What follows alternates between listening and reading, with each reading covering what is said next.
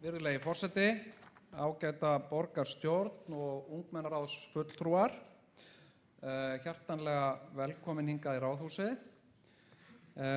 Ég ætla nú, byrja á því kannski bara að þakka ykkur fyrir ykkar ágætu tillögur og ábendingar og hugleiðingar sem ég mun fara kannski betur yfir í máli mínu og eftir. Ég ætla nú að gera kannski að umræðuefni mínu afdrif tillagnanna frá því í fyrra til að segja ykkur svona hvar þær eru staddar. Ætla að skauta yfir þetta kannski á hundavaði. Lífsleikni átak í skólum. Skóla- og frístundaráð fól sviðsstjóra að standa fyrir málþingi árið 2013 þar sem að lífsleikni átak í skólum yrði til umfjöllunar og fram hafa komið hugmyndir að leita annarra leiða til að ná fram markmiðinu og verður það unnið í samvinnu við Reykjavíkurráð ungmenna. Skyndihjálparkennsla í skólum. Skóla- og frístundaráð samþykkti að fela sviðsstjóra að framkvæma könnun meðal skólastjóra og stjórnenda frístundamiðstöðva í Reykjavík stöðu skyndihjálparkennslu. Könnun lokið og niðurstöður leiddu í ljós að þörf væri á frekari aðgerðum og málið í vinnslu. Bættar samgöngur í Grafarvogi. Tillagan lögð fram á fundi umhverfis- og samgönguráðs og var ákveðið að vísa erindinu til Strætó BS. Í svari frá Strætó BS segir að almennt sé talið að strætósamgöngur í Grafarvogi séu góðar, stoppað sé við helstu íþróttamannvirki og metið svo að ekki sé ástæða til að fara í frekari aðgerðir á þessum tímapunkti. Styttri tími í strætóferðir. Tillagan lögð fram á fundi umhverfis- og samgönguráðs og var hún send Strætó BS til umsagnar. Í svari frá Strætó BS segir að forgangsakreinar hafi verið að skila árangri en þær þyrftu að vera víðar til þess að stytta ferðatíma. Gert ráð fyrir á fjárhagsáætlun næsta árs hjá Reykjavíkurborg og á starfsáætlun umhverfis- og samgöngusviðs að fjölga forgangsakreinum fyrir strætó. Viðhald hlems og hugmyndir varðandi atvinnusköpun fyrir ungmenni í Reykjavík. Í drögum að aðalskipulagi Reykjavíkur 2010 til 2030 litið á hlems sem eitt af mikilvægari þróunar- og uppbyggingarsvæðum í miðborginni. Skipulagsyfirvöld kusu hlems sem hluta af verkefninu Torg í biðstöðu sumarið 2012. Verkefni snýst að mörgu leyti um það sama og kallað eftir í erindinu að lífvæða almenningssvæði sem í óvissu niðurníðslu hafa á sér slæman stimpil eða þurfa á einhvers konar upplyftingu að halda af öðrum ástæðum. Torg í biðstöðu virkar þannig að styrkjum úthlutað til hópa til þess að koma með frumlegar lausnir fyrir almenningssvæði. Lausnirnar eru mismunandi eftir eðli svæða en geta falist í innsetningum, uppákomum og þar fram eftir götunum. Verkefnið reyndist vel og var hlemmur einnig hluti af verkefninu Torg í biðstöðu sumarið 2013. Umbun fyrir þátttöku í sjálfboðaliðastarfi. Tillagan var lögð fram á fundi íþrótta- og tómstundaráðs þar sem að Viktor Ingi Lóranz kynnti tillögu sína. Henni var vísað áfram til skrifstofustjóra ITR til frekari úrvinnslu í stefnumótunarhópi fyrir 16 ára og eldri. Í stefnumótunarhópnum var tillagan tekin til athugunar og ákveðið að hún yrði meðal þess sem Reykjavíkurborg legði áherslu á varðandi þennan aldurshóp. Ennfremur málið til skoðunar hjá hinu húsinu verkefni sem gætu tengst þessu. Vinna fyrir ungt fólk. Tillagan var lögð fram á fundi íþrótta- og tómstundaráðs og vísað til atvinnumálanefndar. Þar verður tillagan nýtt í vinnu við endurskipulagningu í atvinnumálum ungs fólks.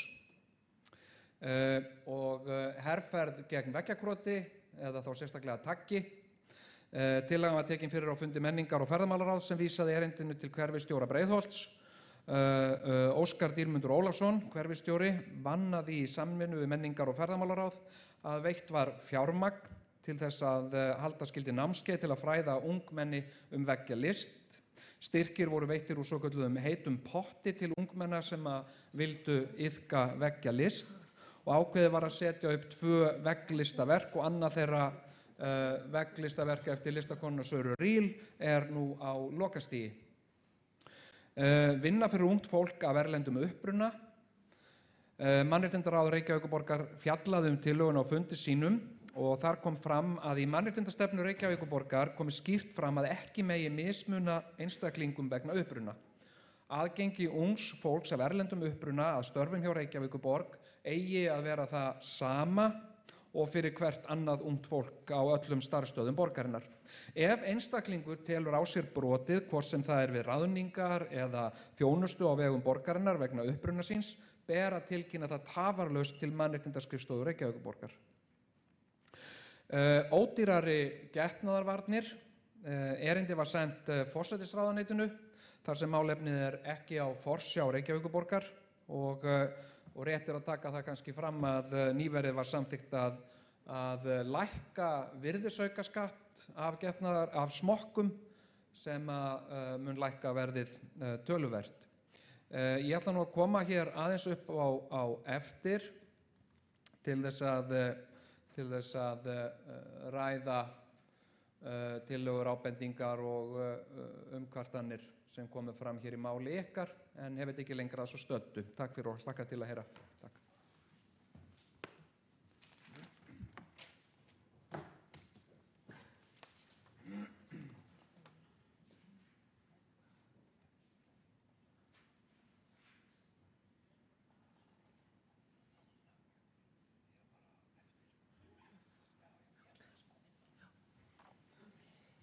Þá hefur borgarstjóri Jón Gnarr lokið máli sínu. Þá tekur næst til máls borgarfulltrúi Júlíus Vífill Ingvarsson.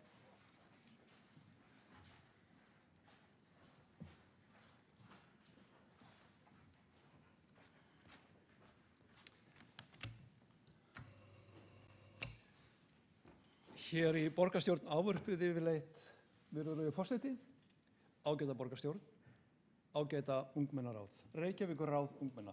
Ég heiti Júlíus Vífill og ég í minnihluta, illu heilli, í þetta skipti og ég oddviti borgarstjórnarhóps Sjálfstæðisflokksins. Ég vil bara bjóða ykkur öll hjartanlega velkomin hingað í borgarstjórnarsalinn. Þær ræður sem hérna voru fluttar voru betri en margar aðrar ræður sem fluttar hérna í borgarstjórn, vil ég segja. Hnitmiðaðar og úthugsaðar og vel fluttar allar saman. Og með góðar ábendingar, sterkar sumar og það vel. Þannig á þetta ungt fólk að hugsa, segja okkur svolítið til syndana, þar sem að þeim finnst ástæða til.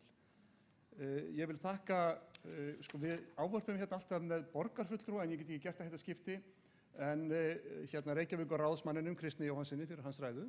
Mjög gott að fá þessa ábendingu lífsleiknina, sem ekki ný ábending en mjög þörf.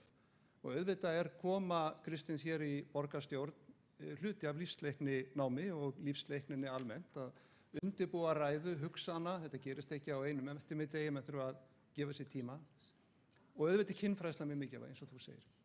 Svo ég ætla að segja þér það að þegar ég var í barnaskóla, þá var ég í Landakotsskóla. Og þegar ég var í Landakotsskóla fyrir mjög löngu síðan, því ég elsti maðurinn hér í borgarstjórn, reyndar ekki verið lengst í borgarstjórn, en ég elsti maður. Þá var það þannig að Landakotsskóli var á vegum kaþólsku kirkjunnar og kennararnir voru nunnur og munkar og kaþólskir prestar. Og þetta voru alveg sérlega lélegir kynfræðingar, skulum við segja, höfðu þetta ekkert vitað þessu og hafa væntanlega haft einhverja gamla bækur og skræður úr Vatíkaninu til að kenna hér upp á Íslandi. En eins og þú nefnir, síðan fer maður í framhaldsskóla og unglingaskóla, ég fór í Hagaskóla og það var ekkert betra. Það virtist ekkert verið auðveldara fyrir kennarana að fjalla kynlíf, eins og þú nefnir réttilega, kynlíf frekar heldur en getnaðarvarnir og hvað ber að varast í því. Þannig að ég vil bara taka undir það, tímandi því miður hafa ekki breyst mikið frá því að ég var í Landakotsskóla á sínum tíma. Þessi mál sem þú ert að fara yfir, einmitt aðgengi fatlaðra og svona ákveðið jafnræði, eiginlega mikið stærra mál heldur en bara eitthvað það sem þú varst að nefna. Jafnræði á milli hverfa, jafnræði þjónustu á milli hverfa í borginni stór mál auðvitað. Jafnræði fatlaðra auðvitað stór mál, en líka það að þeir sem hér í borginni og allir borga sama útsvari, borga sama hlutfall af sínum gjöldum, að þeir fái sömu þjónustu. Og það á við svo margt sem að borgin að veita þjónustu í. Það á til dæmis við þjónustu miðstöðvarnar en líka skólana. Að börn eða foreldrar geti gengið að því vísu að skólarnir sé að bjóða allir það sama og enginn sé að, ef við segja, hlunnfæra eða draga úr þjónustu sem að aðrir geta átt rétt á úr öðrum hverfum. Þannig ég tek algjörlega undir þetta með þér og það aðgengi fatlaðra eins og þú minntist á er stórmál og hefur verið mjög ábótavant. Það hefur verið mjög ábótavant á undanförnum árum og nú, við vorum að flytja tillögu það bara rétt daginn í umhverfis- og skipulagsráði sem að fjallar skipulag borgarinnar náttúrulega, að nú þegar verið að taka upp Laugaveginn, endurhanna Laugaveginn, að setja þá sérstak átak í það að tryggja að fatlaðir komist inn á veitingastaði, inn í verslanir, hvar sem það kostar svolítið pening og mér finnst að Reykjavíkurborg hefur verið tilbúin til þess að bjóða fram þann pening þegar á þarf að halda. Það er bara spurning jafnræði, jafnréttindi og mannréttindi. Þetta er hluti af mannréttindum. Maður þurfi ekki að sitja í hjólastól fyrir utan veitingastaði eða fyrir utan verslun þar sem þú vilt koma og gera þín kaup eða koma og skoða það sem að þær eru á boðstólum. Þannig ég þakka þér kærlega fyrir þetta. Ég held að sé mjög þörf ábendingur öll meðvituð það, en sjáðu til dæmis daginn. Ég held að mjög margir hafi séð viðtal við Eddu Heiðrúnu Backman sem að ég þekki aðeins og það snertir alla sem að hlusta á slíkt þegar hún fer að segja frá því hvernig hún kemst ekki inn í verslanir. Og það kallaði á ákveðin viðbrögð. Það er ekki að því maður viti ekki af þessu, heldur bara vegna þess að maður þarf að minna mann stöðugt á þetta. Og það er gott að þú myndir okkur á þetta, af því að við þurfum auðvitað að standa okkur vel í þessu. Og Elín Rós Birta var að fjalla ungmennahúsin, svo ég fari bara aðeins svona yfir þetta og ég þakka þér kærlega fyrir það. Ég held að mörg okkar vitum mjög lítið þessu ungmennahús og vitum lítið það hversu mikilvægt þetta er og hversu forvarnastarfið er mikilvægt. Og þá sérstaklega fannst mér það sláandi sem þú sagðir þá nemendur sem að hætta í framhaldsskólum, að þeir hafi þá ekki lengur félagslífið og þeir hafa þá ekki heldur þann félagsskap og það aðhald og það kennslu, fræðslu sem að þau fá úr þessum ungmennahúsum. Ég var svona svolítið að leita að þessu á netinu og skoða þetta fyrir fundin og ég verð að segja að ég sá ekki mjög margt, en mjög skott á að skuli vera að koma og taka þetta hérna upp. Og þá kemur hérna Sólrúnu Birtu sem að senda okkur góðar og sterkar kveðjur og mikla áminningu og þetta er ekki áminning bara frá þér Sólrún Ásta, heldur ég búin að heyra í mörgum sem að þarna búi í þessu hverfi. En það er samt sem hafa stundað þannig að í hverfum sem eru svona í uppbyggingu og maður gefur sér einhvern veginn fyrirfram að sé ekki mikill hverfisandi, ekki mikill samstaða, að það er alveg ótrúlegt að einmitt í slíkum hverfum er oft mesta samstaðan. Og ég minnist þess þegar ég var formaður menntaráðs hér á síðasta kjörtímabili að þá fór ég upp í Grafarholtið og þar var hópur foreldra sem að óskuðu eftir því að svokallað Sæmundarsel yrði Sæmundarskóli. Og það var alveg svakaleg samstaða. Þau stóðu öll saman í þessu, mættu öll á fund og þeir ræddu þetta og fórum yfir þetta. Og það var ástæðan fyrir því að ég ákvað þá að það væri rétt að stofna skóla í stað útibús frá Ingunnarskóla eins og hafði verið fram að þeim tíma. Og svona getur skapast mikill andi í hverfinu og það sama við Úlfarsárdal. Og Úlfarsárdalur er nefnilega, öfugt það sem margir halda, alveg einstakur staður. Það er þessi náttúra, áin eins og þú nefnir auðvitað réttilega, en það er líka þannig að þetta er í suðurhlíðum og ég minnist þess fyrir nokkuð mörgum árum þegar verið var að skoða almennt og opið byggingasvæði í Reykjavíkurborg, hvað það væri sem að væri svona áhugaverðast að byggja upp og menn gáðu því stjörnur. Og þá lenti þetta svæði sem að þá var bara ekki neitt á nema einhverju sumarbústaðir í 5 stjörnu svæði sem var það hæsta. Bara af því að þarna var svo mikil gæði fólgin í þessu og þannig að það má gera gríðarlega mikið og ég er enda þeirra skoðunar að hverfið eigi að byggjast upp mun meira heldur en gert er ráð fyrir í núverandi aðalskipulagi til þess meðal annars að nýta þau frábæru íþróttamannvirki sem að þarna er að rísa og nú stendur yfir eins og þú þekkir og margir samkeppni eða samráð og samkeppni það hvernig þessu mun vera háttað í framtíðinni og ég veit ákveðna skoðun á því sem ég ætla ekki að viðra hér en það er mikilvægt, svo ég segi það þá bara, það er mikilvægt að allir íbúar, ungir sem aldnir, taki þátt í því að ákveða framtíð hverfisins og skipulag þess og það er alveg rétt hjá þér að það er mikilvægt að það skapist þessi sameiginlegi andi á milli hverfana, milli Úlfarsárdals, Grafarholts og Reynisvatnsás og vindurinn er þarna. Hann kemur í gegnum dalinn, niður miðdalinn og þess vegna var eiginlega Grafarholtið á sínum tíma skipulagt með tilliti til þess að hafa hægja á vindinum og skapa skjól. Og ég var reyndur daginn á útimarkaði inn í Leirárdal og ég sá ekki betur en það var bara mjög góður og skemmtilegur andi þar. Og hvað gerðum við þar fyrir þá sem ekki sáu þetta? Fólk mætti á bílunum sínum, lögðu í bílastæði þannig að skottið á bílunum snéru öll eins, svo voru bara skottin opnuð og í þeim var svona ýmislegt sem að fólk var hætt að nota og börnin kannski farin og þá voru leikvöngin og ég held ég hafi keypt eitthvað krem sem að kona bjóð til úr krækiberjum og ég átti að bera það á öxlina, það væri svo gott fyrir öxlina. Ég hef ekki ennþá gert það, en ég hef samt full að trúa því að það sé alveg rétt. Maðurinn að gera það og það virkaði. Þannig að mér fannst mjög gaman á þeim degi, sólríka degi, að koma þarna og taka þátt í þessu og hitta alla þá sem að búa þarna í Grafarholti og mættu á íþróttasvæðið í Leirárdal í Leirdalnum til þess að selja það sem að þau höfðu í bílskúrnum og í einhverjum geymslum. Já, Elín María, þú talar það er vont að fá ekki svör og það er náttúrulega algjörlega óþolandi að vera að tala og enginn gerir neitt. Þannig líður okkur stundum í minnihlutanum hérna í borgarstjórn. Við tölum fyrir alls konar góðum hugmyndum, leggjum fram tillögur og fyrirspurnir og leggjum á ráðin og annað slíkt og það stundum verður bara ekkert úr því maður bara einhvern veginn að sætta sig við það. Við ætlum okkur ekki verið í minnihluta lengi, sjáðu þið til. Og þá getum við komið aftur með þessar tillögur og hleypt þeim í framkvæmd og sanniði til, vonum að það gerist. En þetta tekur stundum tíma, svo ég segi það nú. Og borgarstjóri fór hérna yfir svona ýmislegt af því sem að kom fram áður og hvernig það er verið að vinnast í kerfinu. Sumt, og ég er ekki að segja það að þið eigið að sína þolinmæði, það er stundum bara mjög gott að sína óþolinmæði. Það er stundum mjög gott að vera ergilegur yfir því að hlutirnir gerist ekki og vera ekki að kóa með í slíku. Þannig að ég tek undir það með þér að þetta þarf að gerast meira. Annars erum við bara hreinlega að plata fólk og mér sleitt að heyra að þú skulur hafa verið að senda inn tillögur inn í betri hverfi og það fékk engan hljómgrunn.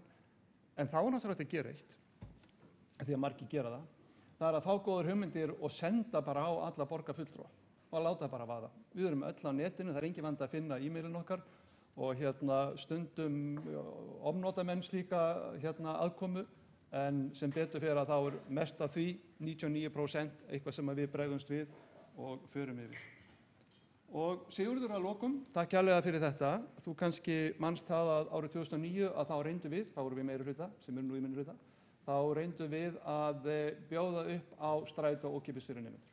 Og það tókst alveg svakalega vel, en það kostar auðvitað. Það tókst hann svo vel að það bættist við 1 milljón notenda. Nú erum við Íslendingar ekki 1 milljón náttúrulega, en það bættist við, notkunin bættist við með þessum hætti að innstigin jukust 1 milljón.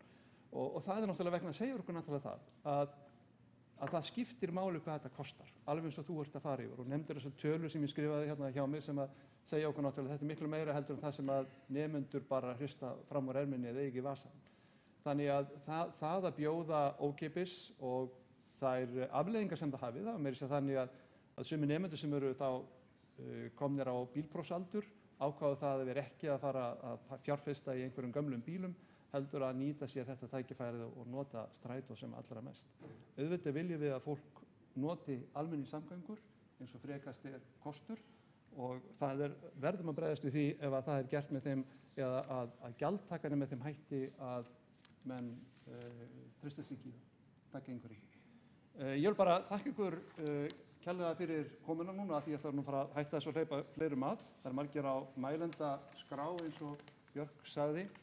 Og þið skulle ekkert hafa ágjörð því þó við ekki skilið það sem hún sagði, gera eitthvað svona og gera eitthvað svona, skulle bara rétt upp hönd og þá örugglega komist þið að hjá henni. En aftur, þakka ykkur kærlega fyrir þessar góðu og fínu tillögur og við skulum sjá til þess að þær fær ekki bara einhvers staðar undir stól.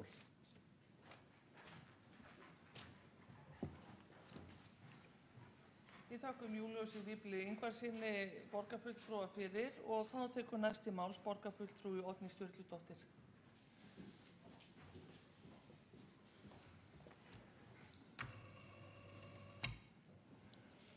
Frú forseti, ágæta borgarstjórn, borgarfulltrúar og fulltrúar úr Reykjavíkurráði ungmenna. Það alltaf ánægilegt að taka þátt í þessum fundi, þessum árlega fundi með ungmennum og enginn væri auðvitað hér inni, hvorki við úr röðum þeirra eldri eða þið úr röðum hinna yngri nema af því að við höfum brennandi áhuga á okkar samfélagi og við viljum gera góða borg betri. Og af því að hér var talað óþolinmæði áðan af borgarfulltrúa Júlíusi Vífli Ingvarssyni, þá tek ég undir með honum. Óþolinmæði góð, en ég held nú samt sem áður að hæfilegt jafnvægi milli eldmóða áhuga og svona ákveðinni lausnamiðari hugsun með vænum skammt af raunsæi sé það sem kemur okkur best og mest áfram. Ég ætla að mest að beina sjónum mínum að 2 tillögum sem hafa verið fluttar í dag. Annars vegar frá sessunauti mínum Kristni Jóhannssyni frá Ungmennaráði Miðborgar og Hlíða lífsleiknina. Ég formaður í skóla- og frístundaráði og hef mikinn áhuga á kennslu, menntun og lífsleikni kennslu. Hin tillagan kemur frá Jessu Jónsdóttur úr Ungmennaráði Grafarvogs og snýr að félagsmiðstöðvum og ég veit að formaður ITR og fyrrverandi félagsmiðstöðva Bomban Eva Einarsdóttir á alveg ábyggilega líka eftir að víkja að henni. En það aðeins ólíkur tónn þó að grunnstefið sé sama, það að segja lífsleikni tillögunni frá Ungmennaráðinu í ár miðað við lífsleikni tillöguna frá Ungmennaráðinu í fyrra. Vegna þess að þá kom þessi líka ágæta tillaga frá Ungmennaráðinu inn og við fengum hana inn í skóla- og frístundaráð til frekari umfjöllunar eins og hefur verið háttur á með allar tillögur frá Ungmennaráðinu að þær koma inn í viðkomandi fagráð til svona frekari dýpkunar og oft gefst aðeins betri tími þar til þess að ræða málin. Það líka heil hersing af embættismönnum sem að fer yfir efni tillögunar, hvað hægt að gera, hvað verið að gera og hvað möguleikar eru stöðunni. Það hefur verið ákaflega gagnlegir fundir og við hlökkum til að fá þig eða aðra úr Ungmennaráðinu þangað inn þegar það kemur. Ef ég skoða þá tillögu sem kom hér inn í fyrra, þá var talað mikilvægi lífsleikni í skólastarfi og ég ætla nú ekki að lesa þetta upp hér frá orði til orðs, en þar var komið inn á hluti eins og einelti, kynjamismunun, fordóma, fjármálafræðslu, geðheilsu, stjórnmál, umhverfisfræði og að ætti að leggja meiri áherslu á hópeflingu. Allt saman mjög mikilvæg atriði. Það sem ráðið gerði, alveg eins og hæstv. Borgarstjóri vék að hér áðan, var að samþykkja félagsviðstjóra að standa einfaldlega fyrir málstofu. Það var í rauninni niðurstaðan af fundinum. Að við þyrftum að koma saman og vera fleiri en bara þau sem sátu inn á fundinum til þess að heyra raddir sem flestra. Og framkvæmd þessara málstofu sem komur inn á starfsáætlun skóla- og frístundasviðs. Við höfum gjarnan vilja halda hann í vor, en það tókst ekki þá. Starfsáætlunin okkar auðvitað lifandi plaggan, hún líka dálítið mikið niðurnefnd með ótal mörgum verkefnum, en það mikill áhugi fyrir því að láta verða af þessari málstofu sem allra fyrst og þá viljum við bæði kalla til fulltrúa úr röðum ungmenna og svo frístundaráðgjafa, lífsleikni kennarana eða samfélagsfræði kennarana og fulltrúum háskólasamfélagsins. Og það sem hefur líka svo kannski bæst við á þessa grein og borgarstjóri kom aðeins inn á hérna áðan að nú í rauninni háskólinn eða háskólasamfélagið, Menntavísindasvið Háskóla Íslands, að fara á milli hverfa til þess að halda fundi með kennurum grunnþætti menntunar sem eru sem sagt nýlega samþykktir og þeir eru 6 og nýjar aðalnámskrár sem tengjast þessum grunnþáttum. Og nýju grunnþættirnir eru ákaflega góðir, finnst mér finnst þeir mjög góð tíðindi fyrir menntakerfi á Íslandi og framtíð menntunar, bæði leik og grunn og framhaldsskólum. Og þar sem sagt einn af grunnþáttum menntunar mannréttindi og svo lýðræði þar í hávegum haft og jafnrétti. Og allt þetta auðvitað eitthvað sem tengist beint inn í samfélagsfræðikennslu. Og svo langar mig líka að segja frá því að við höldum alltaf á hverju hausti svokallar haustsmiðjur kennara, þar sem kennarar koma og skrá sig á námskeið sem tengjast þeirra áhugamáli, hugðarefnum og þeirra fagi. Og það skemmst frá því að segja og gaman frá því að segja að á síðustu haustmiðum var frábærlega góð mæting í sem sagt námskeiði sem snýr að samfélagsfræðinni og þar var lífsleiknin undir. Þannig að það mikill áhugi hjá kennurum í grunnskólum að skoða nýju aðalnámskrárna, skoða þessa nýju grunnþætti og gera betur. Til þessi leikurinn gerður að við séum alltaf að gera betur. Í ár leggur tillöguflytjandi Ungmennaráðsins sérstaka áherslu á kynfræðslu, gegn fræðslu með fræðslu, mér finnst það ágætis nálgun, og gæði í rauninni lífsleikni kennslunar í skólum út frá þessum þætti. Og ég fagna því alveg sérstaklega að það sé kveðið svona skýrt á að kynfræðslan og allt því tengt verði meira áberandi í fræðslu til ungmenna. Það er mjög í anda umræðu sem hefur átt sér stað hjá borginni núna síðustu misserin og kannski alveg sérstaklega mikið núna upp á allra síðustu mánuði og núna í vetur og á þessu ári. Við höfum verið að skoða staðalmyndir mjög mikið hjá borginni. Við erum með sérstakan starfshóp í gangi. Þar situr Eva Einarsdóttir, þar situr Sólu Tómasdóttir. Starfshópurinn er að skoða helstu ástæður fyrir því að vanlíðan stúlkna í skólum eykst með aldri þeirra. Það sjáum við svart á hvítu í mælingum sem við gerum á líðan og virkni unglinga í skólum. Fræðimenn og aðrir þeir sem skoðað hafa svona félagsfræðilega þætti þegar kemur á ungu fólki telja algjörlega víst að þarna spili kynverundin mjög stóra rullu. Þetta erum við meðal annars að skoða í þessum starfshópi. Við erum líka að skoða hvernig við getum stuðlað að fræðslu og upplýstri umræðu meðal starfsfólk skóla- og frístundasviðs, og skóla- og frístundasviði eru allir kennarar grunnskólana og allt starfsfólk í félagsmiðstöðum og frístundamiðstöðum. Þannig að við höfum sannarlega stóran starfsmannahóp hjá okkur og erum að leita allra leiða til að hafa þessa fræðslu sem mesta og besta. En við viljum líka stuðla að upplýstri umræðu foreldra þessi áhrif staðalmynda á kynin, hvernig stelpur og strákar eiga að haga sér og hvernig þetta á allt saman að vera. Og þetta er að sjálfsögðu beintengt við kynverundina sem er svo mikilvæg og ein af 5 grunneinkennum sjálfsmyndar. Hvernig við lítum á okkur sjálf, hvaða kröfur við gerum til okkar, hvernig okkur líður í samskiptum við hitt kynið, hvaða augum við lítum á okkur og svo framvegis og svo framvegis.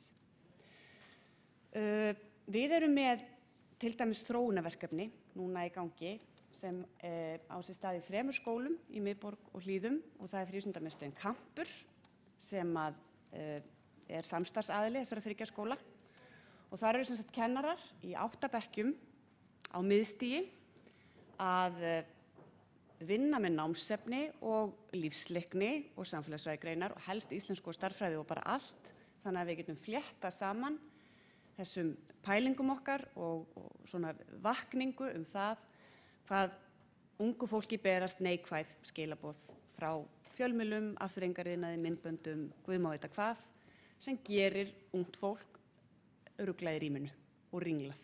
Og það sjáum við í alveg ótrúlega mörgum niðurstöðum mælinga. Við þekkjum það auðvitað mjög vel að áhrifavaldar í lífi barna og unglinga eru fjölmargir. Það er ekki bara foreldrarnir eins og ég kom að áðan, það er skólinn og það eru jafningjar og vinir og það eru aðilar sem vinna með frítíman og svo eru það þessi markaðsöfl sem ég talaði um áðan. Það er kannski spila fjölmiðlar og svona ýmist afþreyingarefni mjög stóran part. Ég er hérna með alls konar tölfræði sem ég ætla ekki að þreyta ykkur með, en mér langar samt að minnast á í þessu samhengi öllu, af því að tillöguflytjandi leggur hér svona mikla áherslu á kynfræðsluna og að hún sé almennt út frá sjálfsmyndinni, sjálfstraustinu og þessum samskiptum, en ekki bara út frá fræðslu kynsjúkdóma og kannski hræðslu við kynsjúkdóma og hræðslu við ótímabærar barneignir. Það er svo lítill hluti af þessu og alls ekki kannski sá hluti sem ungu fólki greinilega finnst meira mikilvægur. En við eigum niðurstöður rannsókna sem segja okkur til dæmis það að flestir unglingar eru á aldrinum 10 til 13 ára þegar þeir sjá klám í fyrsta skipti. Þetta finnst mér nokkuð sláandi. Rannsóknir sýna okkur líka að foreldrar sem eru samkvæmt öllum niðurstöðum mikilvægasti aðilinn til þess að fræða og ræða kynlífi börnin sín, af því að foreldrar okkar eru jú einu svona okkar helstu fyrirmyndir. En á sama tíma þá segja rannsóknir að foreldrar eru yfirleitt 2 árum of seint. Þeir fara 2 árum of seint af stað að ræða þessa hluti við börnin sín. Þannig að við þurfum líka svolítið að spyrja okkur, verðum við ekki að fá meiri umræðu í foreldrahópnum þessi mál? Það ekki nóg að við séum bara hér að ræða þetta og það ekki nóg að við séum að ræða þetta í skólunum og svo framvegis. Hvað vita foreldrar? Og þess vegna leggjum við mikla áherslu á það í þessu þróunarverkefni sem ég sagði ykkur frá áðan, sem að 8 bekkjardeildir í 3 skólum og 1 frístundamiðstöð með að taka þátt í. Þar eru foreldrar mjög vel upplýstir. Þar fá foreldrar sérstök heimaverkefni til þess að vinna með börnunum sínum og unga fólkinu. Og ég held að það sé mjög mikilvægt til þess að gera betur í þessum efnum. Nú, ég er líka með niðurstöður það hvernig stelpum og strákum líður eftir að þau sofa hjá í fyrsta sinn og þá kemur í ljós að 37% stelpna sjá eftir því og 16% stráka sjá eftir því. Svona gæti ég haldið lengi áfram. Allt eru þetta tölur og tölfræði sem við erum að vinna með í þessum starfshópi og ræðum eflaust betur við tillöguflytjanda þegar hann kemur inn í skóla- og frístundaráð. Ég var búin að fara hér yfir það hvað foreldrar eru mikilvægir í þessari fræðslu og ég held að það sé eitthvað sem við eigum að ræða öll, hvort sem við erum ung eða eldri, að þetta er verkefni og viðhorf sem við verðum að vinna með saman. Það er ekki hægt að ræða þetta með einhvers konar aðgreiningu. Þetta er svona umræða án aðgreiningar sem við verðum öll að taka þátt í.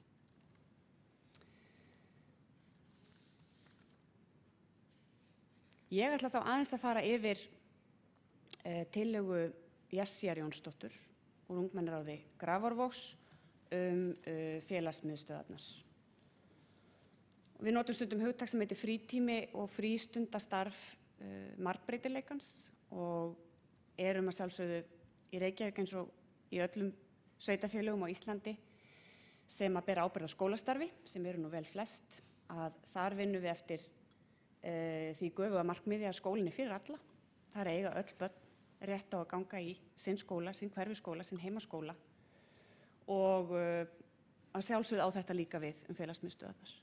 Og frístundaheimilin okkar og frístundaklúbbarnir sem við eigum, þarna hefur orðið gríðarlega, ég myndi segja mikil bylting á síðustu áratug.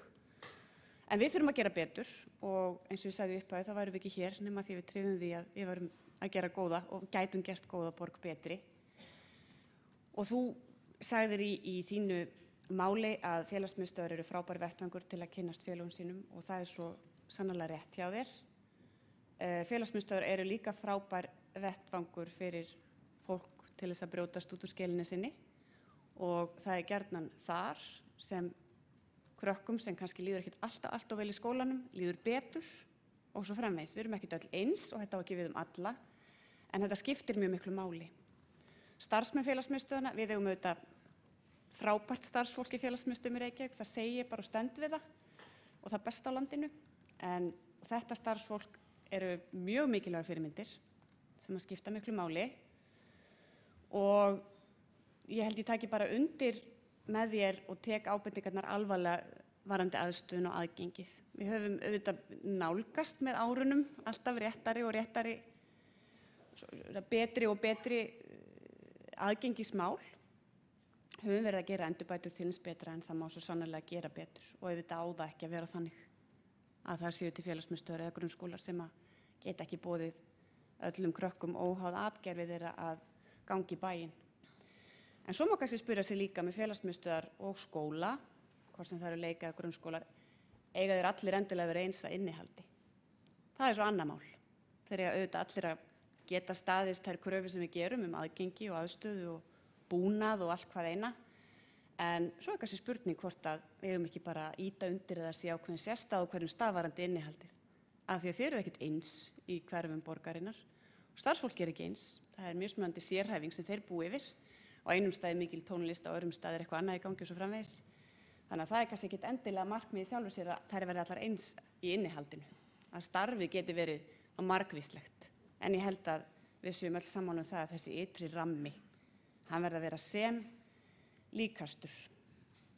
Og af því að ég sagði hér í upphafi að góð blanda af eldmóði og áhuga og raunsæi eða lausnamiðri hugsun sé mikilvæg, að þá kom tillöguflytjandi Jessi Jónsdóttir einmitt að því að þetta gerist ekki einum rykk og það er skynsamlega mælt því að verkefni á borð við þetta að gera allt húsnæði borgarinnar jafn gott þegar kemur að aðgengi og aðstöðu, alveg óháð því hvað er gamalt og hvenær það var til og svona, að það krefst auðvitað tíma og kannski fyrst og síðast fjármagns. En við nálgumst vonandi fljótlega það markmið okkar að við getum boðið upp á öflugar félagsmiðstöðvar í öllum hverfum.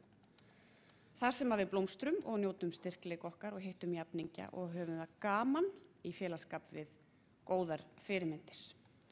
Og talandi fyrirmyndir að þá er það nú svo samkvæmt öllum niðurstöðum síðustu 10 ára að mig minnir, ef það er ekki bara lengri tími, að þá kemur í ljós alltaf betur og betur að ungt fólk á Íslandi á grunnskólaaldri. Það er í fremstu röð í heiminum þegar kemur að heilbrigðum lífsstíl. Fólk kemur utan úr heimi hingað til að heimsækja okkur og læra íslensku leiðina í forvörnum og við höfum að vera geysilega stolt af þessu. Og í rauninni eru unglingar í dag, þeir eru móður- og föðurbetrungar að öllu leyti, vil ég meina, og þá sérstaklega þegar kemur að þessu og við höfum að vera stolt af því og halda því á lofti. En ég hlakka til þess að eiga frekari orðastað við fulltrúa ungmennaráðsins í skóla- og frístundaráði þegar þar að kemur. Og takk innilega fyrir málflutningin.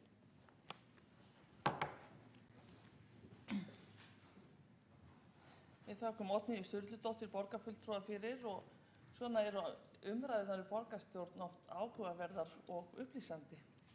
En næst tekur til máls borgarfulltrúi Sóley Tómasdóttir, gjörðu svo vel.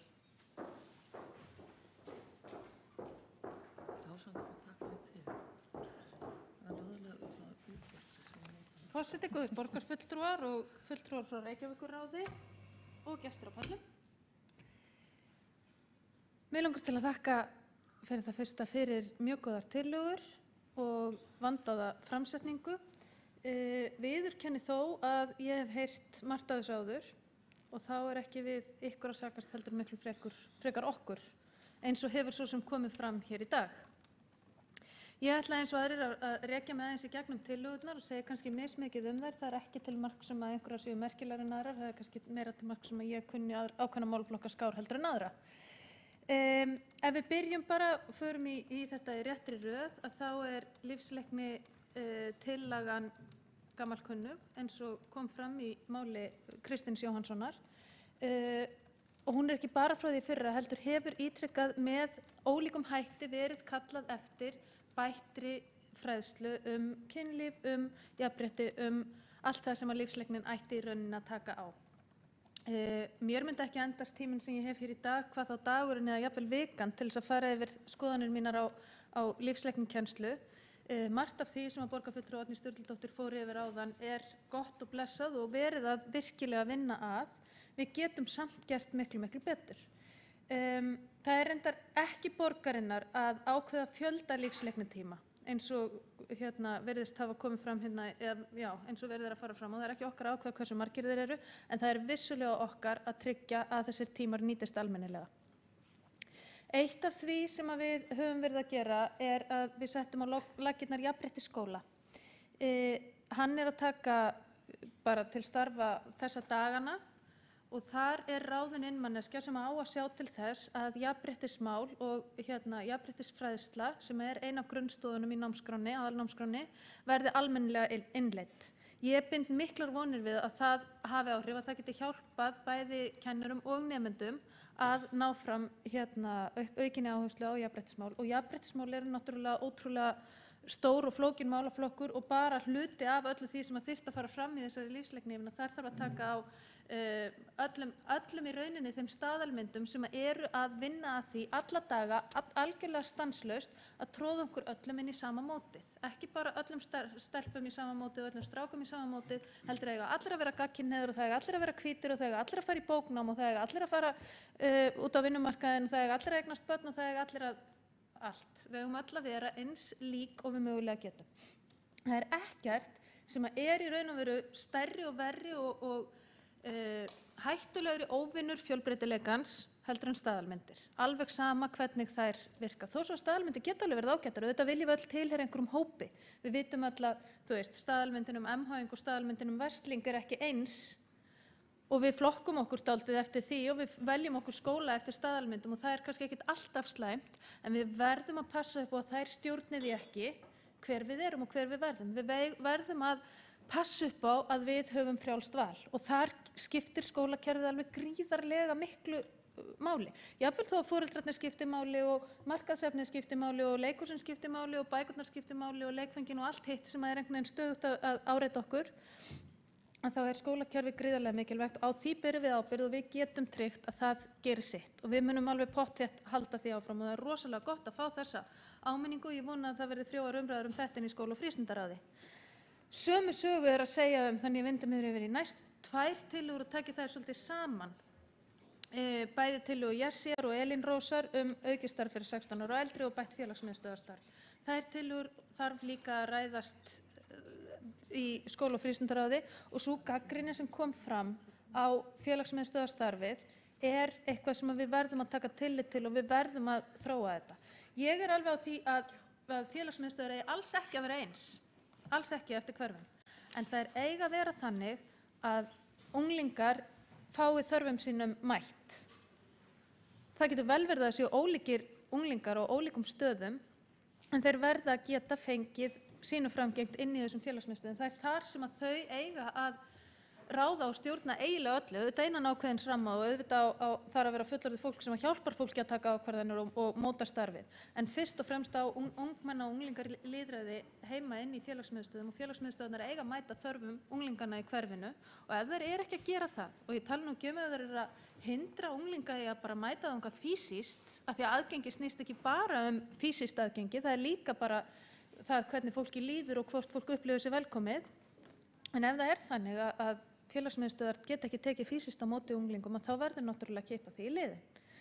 Og ég gerir ráð fyrir að þetta verði rætt sjálf sit ég ekki í skóla- og frístundaráði, en gerir ráð fyrir að þetta verði allt saman rætt og vonandi fundnar einhverja lausnir á þessu inn í því ráði þegar fram í sækir. Bættur hverfisbragur í Grafarholti. Ég gæti líka talað í allan dag skipulagsmál og það hvernig við í rauninni klúðruðum Grafarholtinu með því að leyfa verslun í jaðri hverfisins. Ég veit ekki af hverju það gerðist, en það var búið að skipuleggja þetta hverfi þannig að það væri miðpunktur hverfisins væri í rauninni upp á hæðinni, þar eru verslanir og þjónusta og þar gæti fólk mæst og hist.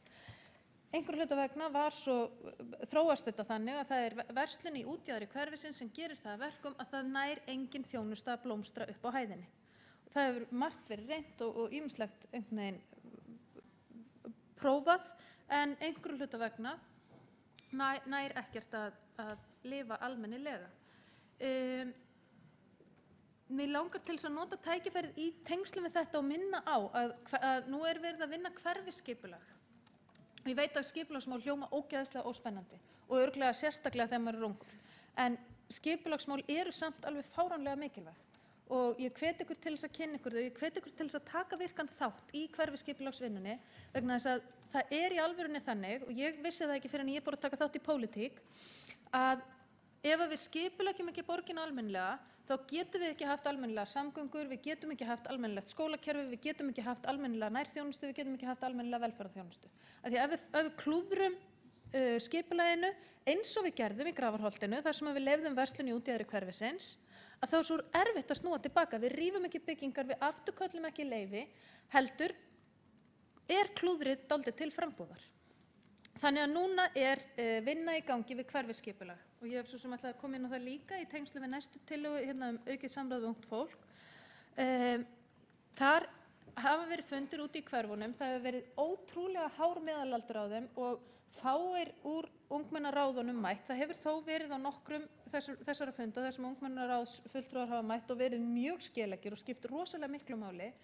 En vegna þess hversu fáir mættu að þá verður fundur núna á fimmtudaginn í hinu húsinu með ungmennaráðinu, með skipulagssvið held ég sem að skipuleggja þetta, ungmennaráðinu boðið og ungmennum almennt, og ég hvet ykkur til þess að koma þangað vegna þess að hverfisskipulagið hluti af aðalskipulagi borgarinnar. Það á að ná til ársins 2030. Hvað verður þið gömul árið 2030? Þú veist, þið verður miðaldra, skiljiði. Þannig að þetta skipulag í rauninni miklu frekar fyrir ykkur heldur en okkur. Ég verð 50 eitthvað, skiljiði, eða 60 eitthvað. Ég verð bara orðin gömul. Þannig að það skiptir rosalega miklu máli að þið hafið áhrif, að þið viljið hafa áhrif á það hvernig borgin á eftir að þróast, þá tækifæri núna. Ég hvet ykkur til þess að mæta á þennan fund á fimmtudaginn.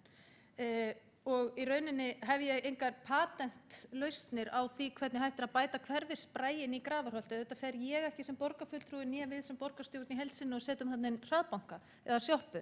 En við getum gert okkar til þess að hafa umhverfið í lagi, til þess að hreinsa þetta almennilega og til þess að skipuleggja hverfið þannig að einhver vilji vera þarna með starfsemi. Nú, samráðið, ég aðeins komin inn á það með mikilvægi þess að þið takið þátt í hverfisskipulaginu.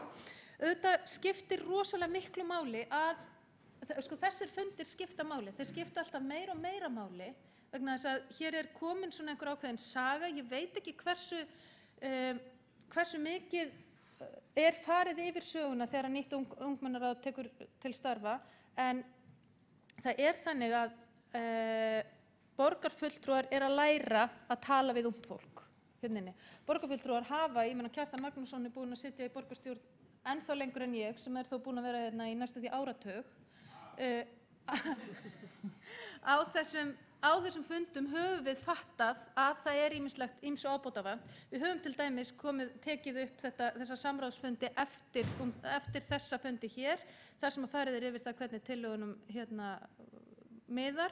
Það búið að taka það upp að ungmennaráðsfulltrúar fylgja tillögunum eftir inn í fagráðin, þannig að við höfum verið að þróa verklagið og það hefur tekið breytingum, en við getum alltaf á okkur blómum bætt og lengi getur gott batnað. Til þess að það sé hægt, þá verðum við að hafa trú á hverju öðru. Við verðum einhvern veginn að geta talað saman og við verðum að hlusta á það sem að fólk að segja raunverulega.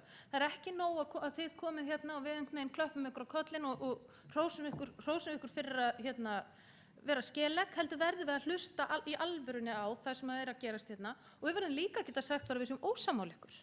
Því að í því felst líka lýðræði að bara takast á mál og jafnvel bara tapa. Stundum tapar maður bara málum, stundum fær maður ekki sínum framgengt.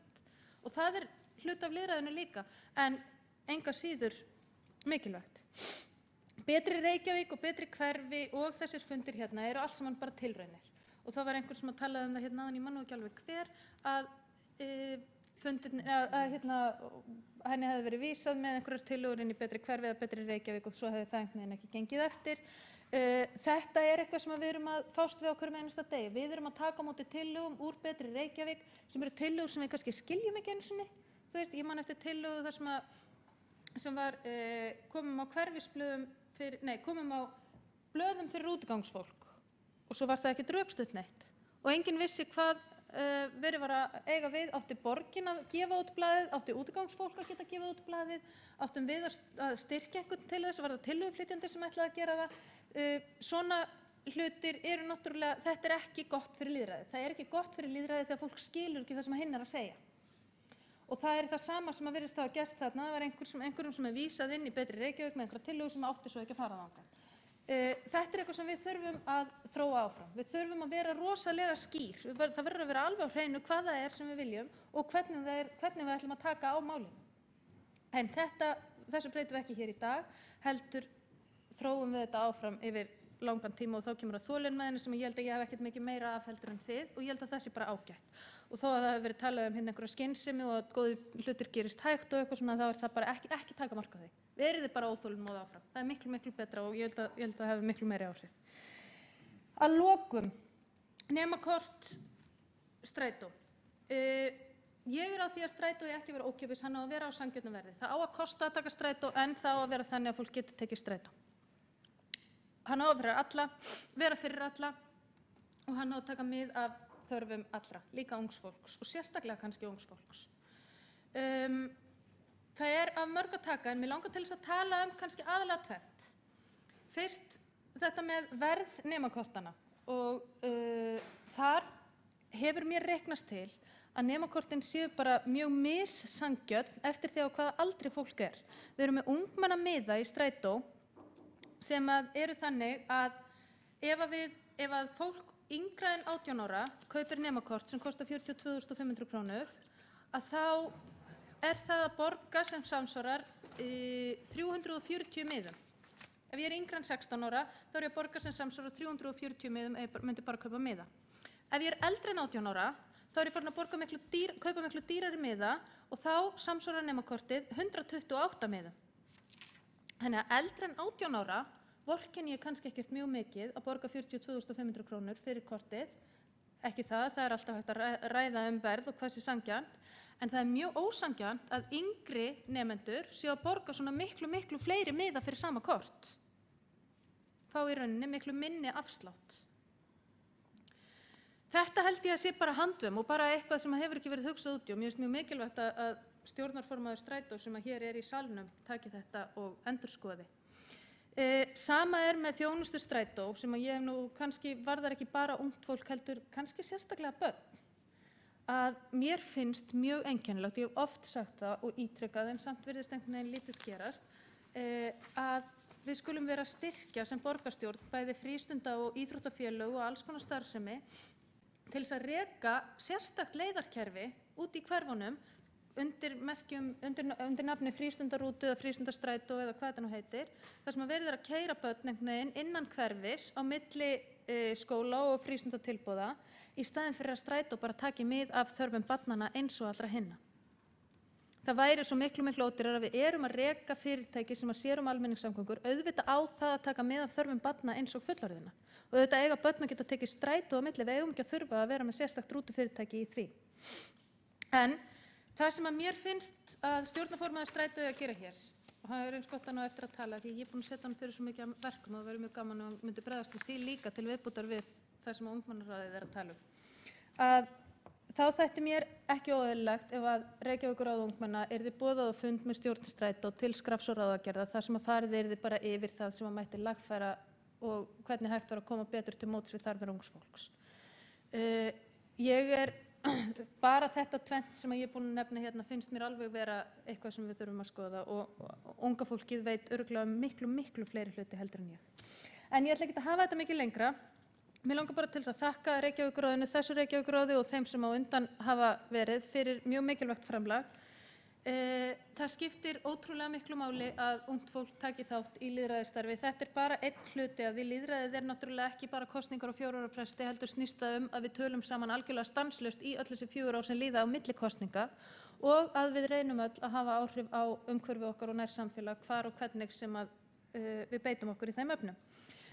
Svo vil ég líka undir lokin taka mér það leyfi að þakka Eygló Rúnarsdóttur sem hefur í ótrúlega mörg ár unnið að veg þessa Reykjavíkurráðs og komið, ég veit ekki hversu mörgum kynslóðum í rauninni á legg og ég held að við viljum kannski ekkert vita það hversu mörg árin eru sem að Eygló hefur starfað að þessu. En án hennar væri þetta Reykjavíkurráð ekki það sem það er í dag og allar þær tillögur sem að hér hafa verið bæði samþykktar og komið á fót. Þannig ég vil þakka sérstaklega henni og ykkur öllum.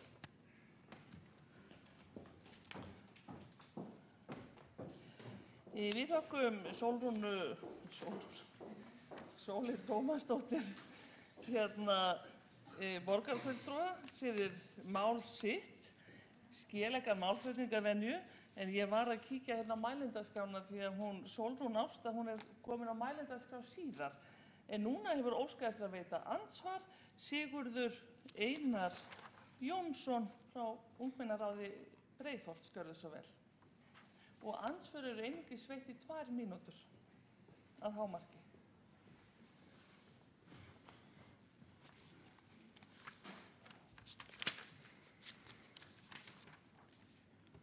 Háttvirtur borgarfulltrúi Sólu Tómasdóttir. Ég er alveg sammála því að Strætó á ekki að vera frýr eða frítt í Strætó, en ef við gerum okkur tökum dæmi að við tökum Strætó 6 daga vikunar í 12 mánuði, 2 á dag, gera 576 ferðir sem þýðir ungmenni 6 til 11 ára, greiða 55 krónur fyrir miðan og keyptir 20 daga afsakið spjald, 20 miða fyrir giðum. Og eru því að greiða 31.680 fyrir þessar 576 ferðir. Ungmenni 12 til 18 ára greiða 125 krónur fyrir miðan af þessum 20 miðakorti og gerir það 72.000 krónur og svo framvegis. En ef við höldum okkur við mína upphaflegu tillögu sem var svo að skipta kortinu og það aðalega fyrir þá sem að taka nám á haustönn er ákveðin mismun í því að bjóða þeim ekki upp á kort allt eins og þeim sem að taka bara nám á vorin. Og kannski helsti plúsin við nemakortin sá að það að taka strætó oftar en 2 á dag og á öllum þeim tímum sem að strætó gengur. Þannig að það væri til dæmis hægt að bjóða upp á kort á haustönn sem að væri þá frá byrjun september og út desember sem geti til dæmis kosta 14.200. En ef þetta ódýrara í öllum tilfellum að kaupa kort eins og staðan núna. Sigurður Einar Jónsson hefur lokið við að veita andsvar. Þá svarar andsvari borgarfulltrúi Sóley Tómasdóttir.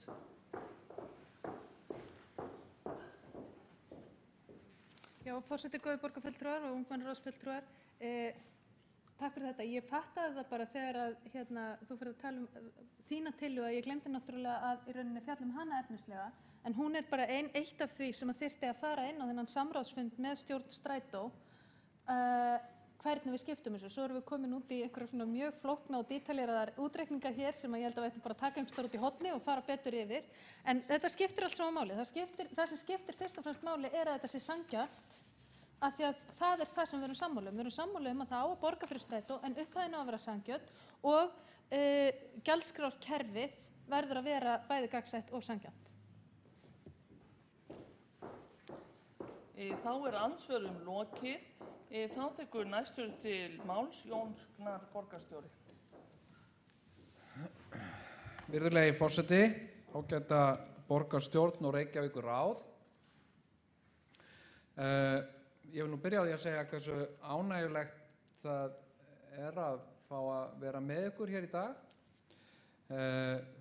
Og mér finnst alltaf gríðarlega gaman að koma hingað í borgarstjórn og hlusta á umræður og tala. Og gaman að sjá við erum nú búin að sitja hérna núna í 1,5 tíma og það ennþá fólk á pöllunum og það ánægjulegt að sjá það. Það sem að við iðkum hér, það sem að við erum að gera hér það sem að við köllum lýðræði. Við erum að eiga hérna lýðræðislega umræðu og við erum búin að vera þessu í núna 1,5 tíma og við erum ekki búin að komast að neinni ákveðinni niðurstöðu nokkurt mál, en við munum komast að niðurstöðu. En til þess að komast að niðurstöðunni þá þurfum við að ræða meira saman, heyra ólíkar skoðanir, afla okkur upplýsinga og svo framvegis. Ég fagna því alltaf að sjá fólk koma inn í borgarstjórn.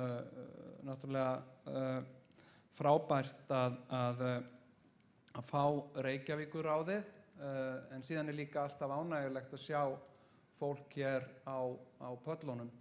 Það gerist ekki oft, það gerist alltaf sjaldan og það þá helst að fólk komi hér þegar það verið að fjalla einhver tiltekinn málaflokk sem þeim tengdur.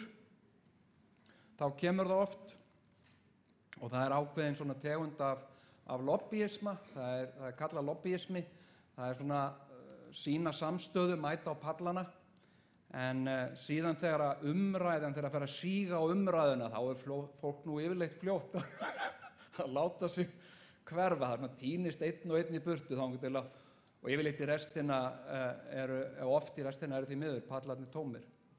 Vegna þess að fólk á jú líka líf, það þarf að kaupa í matinn og það þarf að elda hann, það þarf að ná í krakkana, það þarf að gera alls konar hluti, maður hefur ekki alltaf tíma fyrir lýðræði, vegna þess að það er svo tímafrekt. Og allir sem hafa unnið við lýðræði, sem að gera sér einhverjar grillur það að þetta sé eitthvað sé eitthvað snappi, þeir eru mjög fljótir að læra það að svo ekki. En það gætir mjög gjarnan misskilnings eðli lýðræðisins. Lýðræðið er jú grundvöllur þess samfélags sem við byggjum. Við byggjum á lýðræði, við erum lýðræðislegt samfélag og það er ekkert ástæðulausu. Lýðræðið, það leggur okkur reglurnar, það er umgjörðin utan samfélagið sem við kjósum að búa í. Og það gætir stundum misskilnings eðli lýðræðisins, hvað lýðræðið sé. Fólk oft að gagnrýna lýðræðið eins og lýðræðið sé ekki lýðræði, eins og lýðræðið sé eitthvað annað. Stundum gagnrýnir fólk lýðræðið eins og það haldi að lýðræðið sé einræði og það gerist sé þá ekki alltaf grein fyrir eðli lýðræðisins og síðan stundum gætir mikils misskilnings. Og þessu má líka svolítið, ég hef oft svona í huganum líkt þessu við eins og skák. Lýðræðið ekkert svo ólíkt skák. Það gilda ákveðnar leikreglur í skákinni, en það eru reglurnar sem gera skákina áhugaverða. Maður hleypur ekki bara með peðið einhvert. Peðið getur bara farið 1 eða 2 reiti. Af hverju? Þannig er skák. En af hverju má ég ekki fara með peðið fram 3 reiti? En þá ertu ekki að tefla skák, þá ertu bara að byrja að bulla eitthvað. Þá get ég bara allt eins potað í kóngiðin og þá er ég búin að vinna. Ekki ef ég potið í kóngiðin fyrst. Þetta er það sem heitir kaos. Þess vegna höfum við reglur til þess að njóta leiksins og við setjumst niður fyrir framan skákborð og við teflum samkvæmt reglunum. Annars er ekki gaman. Annars erum við ekki að tefla, annars erum við að gera eitthvað annað. Og síðan gæti það stundum, og maður hefur það ofta á tilfinningunni þegar maður til dæmis fylgist með stórmeistaramóti, ef þið hafið fylgst með stórmeistaramóti, þá stundum líða heilu klukkutímarnir á þess að nokkur skapaður hlutur virðist vera að gerast. Menn sitja bara algjörlega kyrrir og stara fram fyrir sig og maður hugsa, ok, hann bara sofnaður. Það er ekki neitt að gerast. En það sem er að gerast er ósýnilegt. Það er að eiga sér stað ósýnileg vinna í heilanum á fólkinu sem er að tefla. Það er að hugsa og það er að hugleiða og það er að vanda sig vegna þess að vill tefla vel. Það vill yfirleitt vinna taflið. Vegna þess að miklu skemmtilegra að vinna taflið heldur en tapa því. Og maður fær medalíu og klapp á bakið og maður getur líka droppað í einhvern tímann seinna að maður hafi unnið. Það getur komið sér vel. En sko misskilningurinn, það er að segja, misskilningurinn varðandi umræðuna lýðræðið er svolítið eins og misskilningurinn umræðuna skák.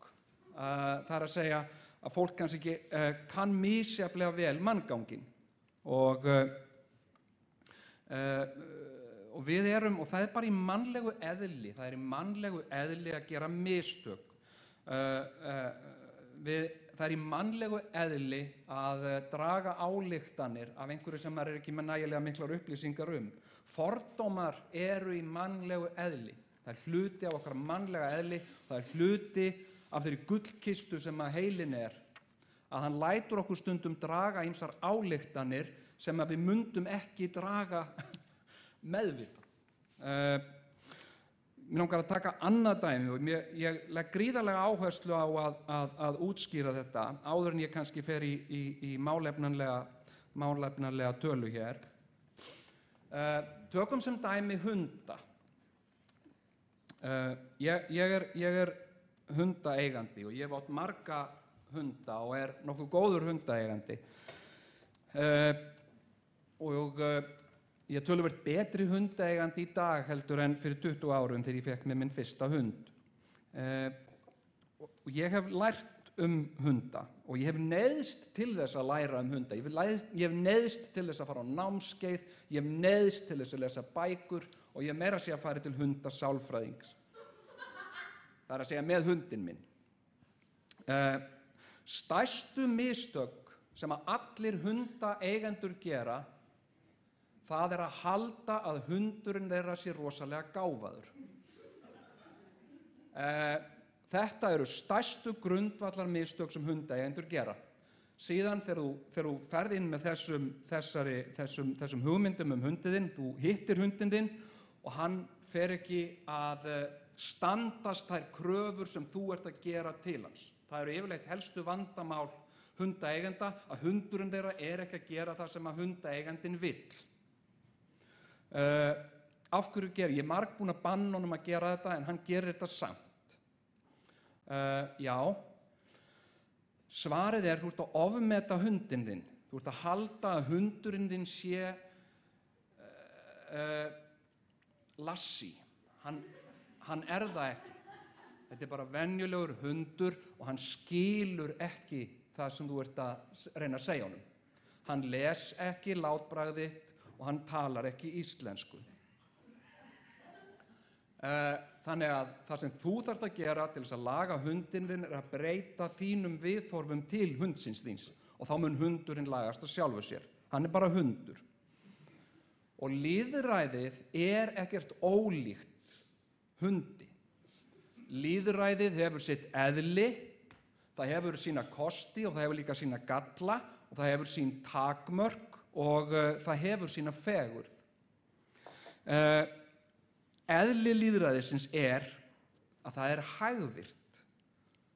Lýðræðið er líka mjög dýrt, það kostar gríðarlega peninga, það er afskaplega flókið, þó við viljum kannski trúa því að sé það ekki. Og lýðræði er til dæmis lítið iðkað í rekstri fyrirtækja til dæmis. Það er mjög lítið af lýðræðislega reknum fyrirtækjum til. Fyrirtæki eru yfirleitt rekin með einræði eða stjórn. Stjórn tekur ákvörðun og starfsfólki er tilkynnt að stjórnin hafi tekið ákvörðun og svo fylgjum við henni. Margar ríkisstofnanir eða opinberar stofnanir eru langt frá því að vera lýðræðislegar og við viljum ekki sjá að þær séu lýðræðislegar. Við viljum ekkert lýðræði í lögguna. Við viljum einræði, við viljum lögreglustjóra sem ræður og við viljum þrepaskipt vald þannig að lögreglan bregðist skilvirkt við þegar við þurfum á henni að halda.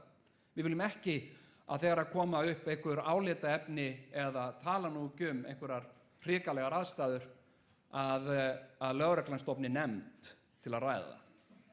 Við bara kærum okkur ekki það. Þess vegna er lögreglan ekki lýðræðisleg. En lýðræðið, það býr til nefndir. Vegna þess að lýðræðið er jú þannig að það þurfa allir að fá að koma að því og það þarf að heyra sjónarmið sem flestra og að reyna að lenda niðurstöðu sem flestir geta fallist á með einum eða öðrum hætti. Inn í lýðræðið koma svo stjórnmál.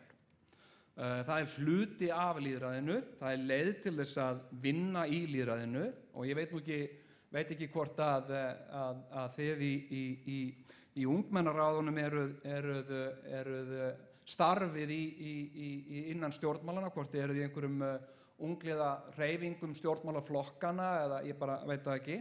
En ef þið eru það, þá þekkið þið það og stjórnmálaflokkarnir hafa ákveðnar áherslur varðandi sína á lýðræðið og þar getur alveg skeikað miklu.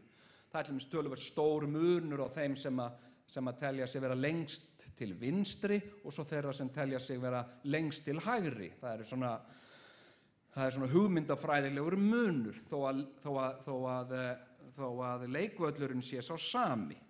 Og síðan er annar svona player líka í lýðræðinu og það er lobbyismin.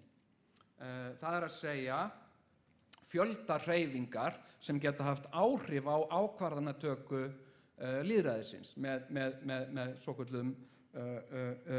svokallaðir þrýstihópar.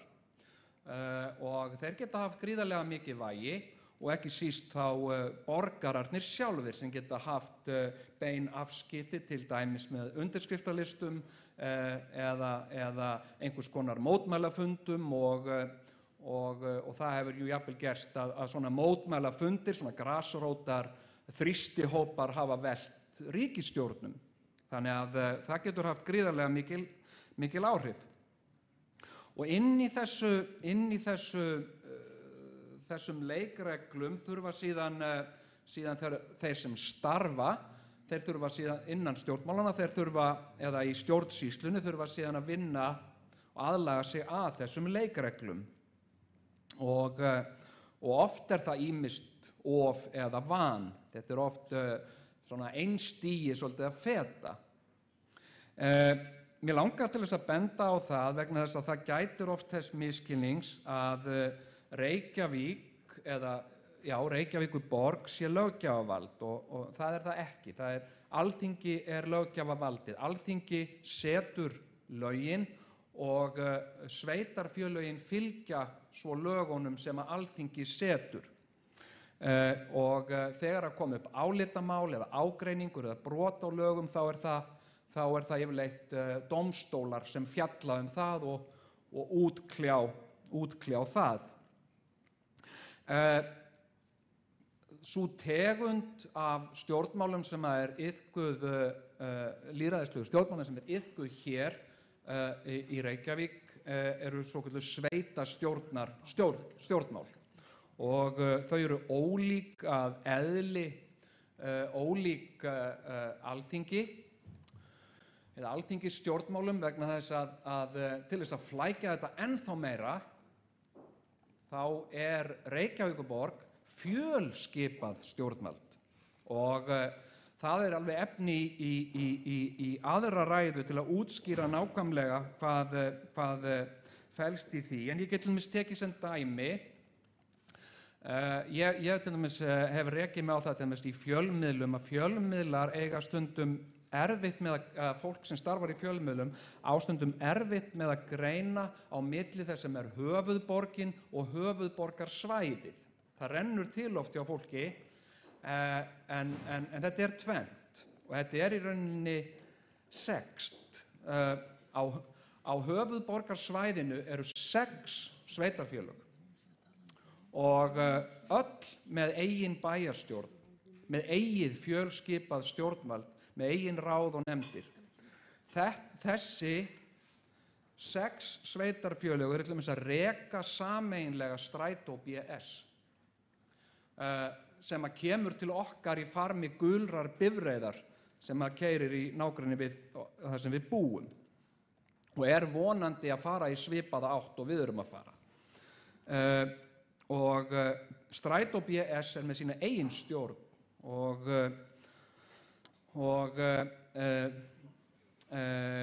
en þetta er svona til þess að útskýra flækjustigið. Þannig að stjórnsýslulegt flækjustig þess sem við erum að gera hér er gríðarlega mikið. Þetta er í alla staði alveg rosalega flókið og tekur langan tíma að átta sig á hvað er A og hvað er B. En síðan ofan á þetta til þess að gera þetta síðan svolítið flóknara, að þá er fólk jú mannlegt. Fólk er manneskjur, það gerir mistök, það gleymir stundum einhverju sem það ætlaði ekki að gleyma.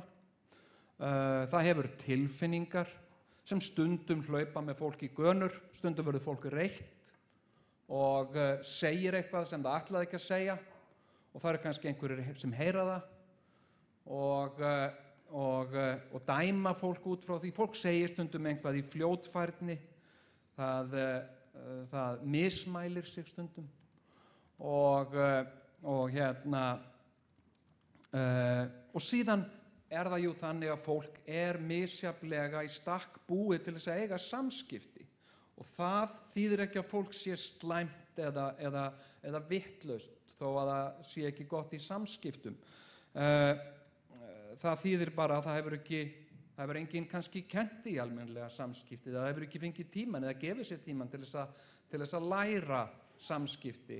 Hvernig besta leiðin til þess að koma á sem fljótastan og skilvirkastan hátt upplýsingum úr þessum heila yfir í annan heila. Og það ekkert allir sem að hafa fengið mikla kennslu eða æfingu í því og sumir hafa hreinlega fengið bara ranga kennslu í því og hefur verið kennt eitthvað sem bara tóm vitleysa. Til dæmis sagt, ég meina, ef þú vilt bara ef þú vilt koma þínum skoðunum á framfæri þá bara vertu bara frekur, það eina sem dugar. Og svo kemst fólk að því þegar það búið að reyna það svolítið lengi að það ekki góð leið vegna þess að fólk hrekkur mjög gjarnan í gírinn, bara fer í fyrirstöðu ef það mætir frekju. Þannig að við skulum ekki ræðum þessi mál sem við erum að ræða hér á þessum vettvangi eins og þau eru. Og það eitt svona uppáhaldsmálsáttur eða orðatiltæki frekar sem að ég kann á ensku sem að segir svolítið mikið þetta. A camel is a horse designed by a committee. Og það að segja, kameldýr hestur sem hannaður af nefnd. Og það svolítið mikið til í því. Og ég ætla að koma kannski betur inn á eftir. Ég vona að þetta hafi nú kannski varpað örlitlu ljósi á svona hvernig þessi hlutir blasa við frá mínum sjónarhóli og kannski svona varpað einhverju ljósi á lýðræðisumræðuna almennt. En ég ætla að koma kannski betur inn á eftir svona staka efnislega umfjöllunum tillögurnar. En þakka fyrir mig í bili. Takk fyrir.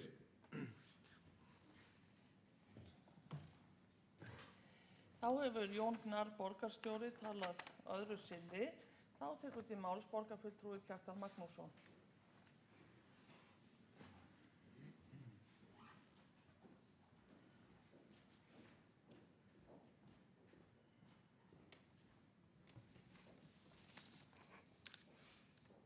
Forseti, góðir Reykjavíkurráðsliðar og borgarfulltrúar.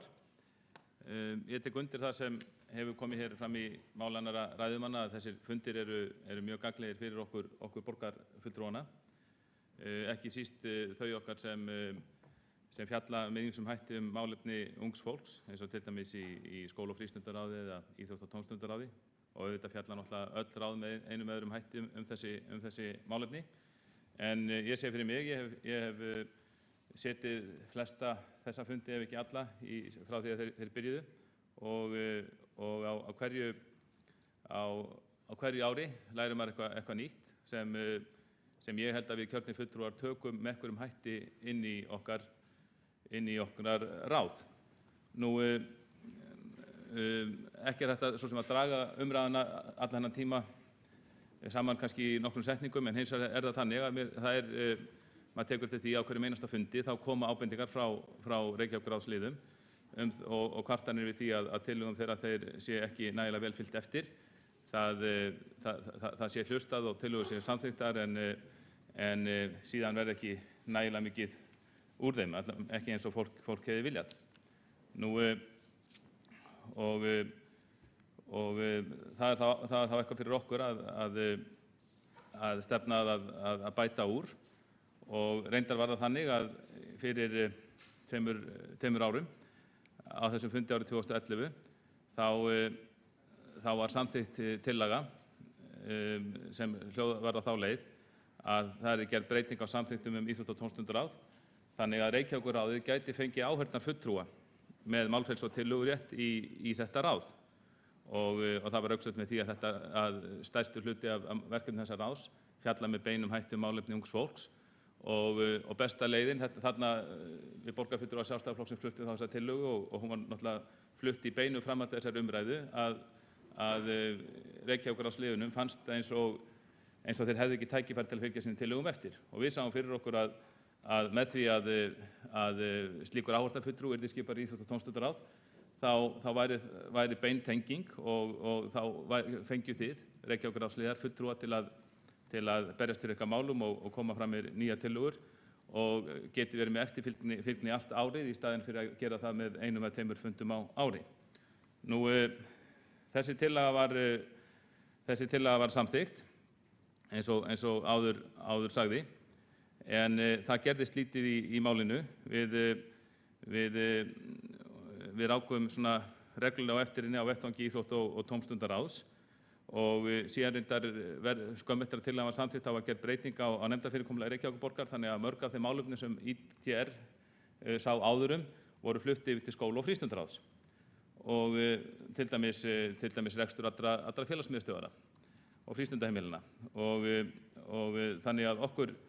þannig að við höfum svolítið skoðað í því ljósi og við fluttum því aðra tillögu í upphafi þessa árs á vettvangi skóla- og frístundaráðs og þar sem því var beint til borgarráðs að breyta samþykktum þetta ráð á þá leið að Reykjavíkurráðinu verði heimilað að skipa áheyrnarfulltrúa í það ráð líka. Þannig að ef þessar tillögur verða veruleika eða hefðu orðið veruleika þá væri sem sagt Reykjavíkurráð ungmenna komið með áheyrnarfulltrúa bæði í íþrótta- og tómstundaráði og skóla- og frístundaráði. Og ég held að það mikið þarfaþing að fá slíka fulltrúa þangað.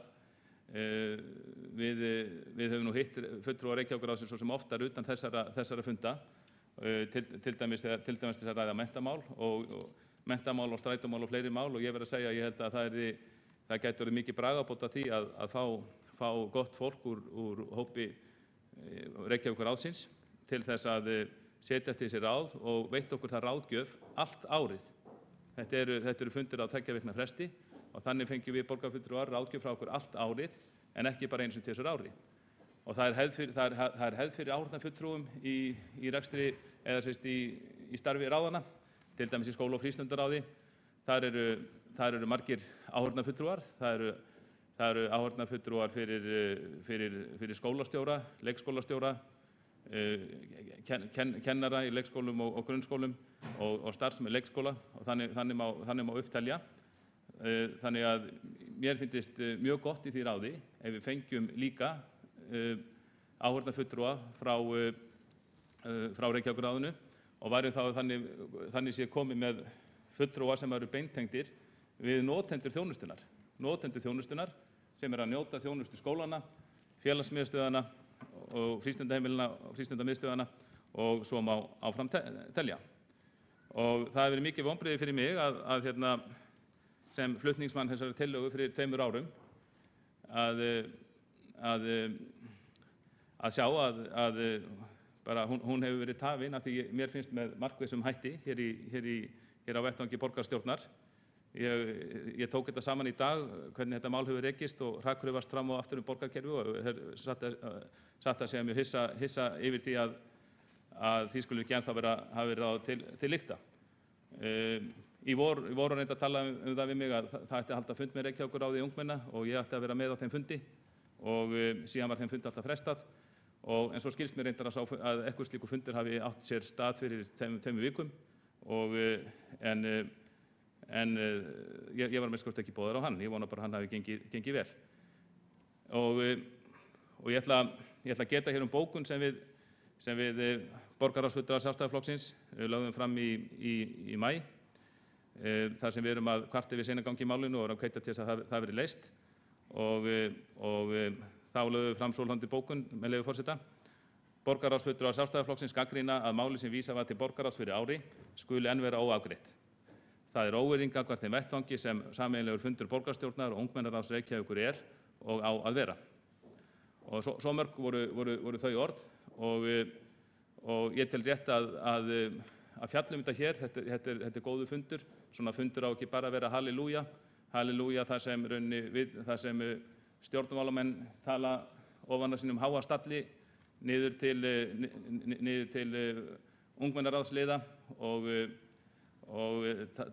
tala í svona sérkennilegu málrómi. Ég held að við höfum alveg að taka svona upp mál og taka mál svona fyrir og greina frá því. Og ég vil ekki síst greina frá því vegna þess að ég fæ reglulega spurningar hvað hafi orðið af þessari tillögu. Til dæmis á ungmennaráðsfundinum í fyrra, þá var þetta mál tekið upp af Viktor Inga Lórans minni mig, sem spurði auðvitað hverju það sætti að þessi tillaga sem var samþykkt 2011 hefði ekki náð fram þrátt fyrir ár væri liðið.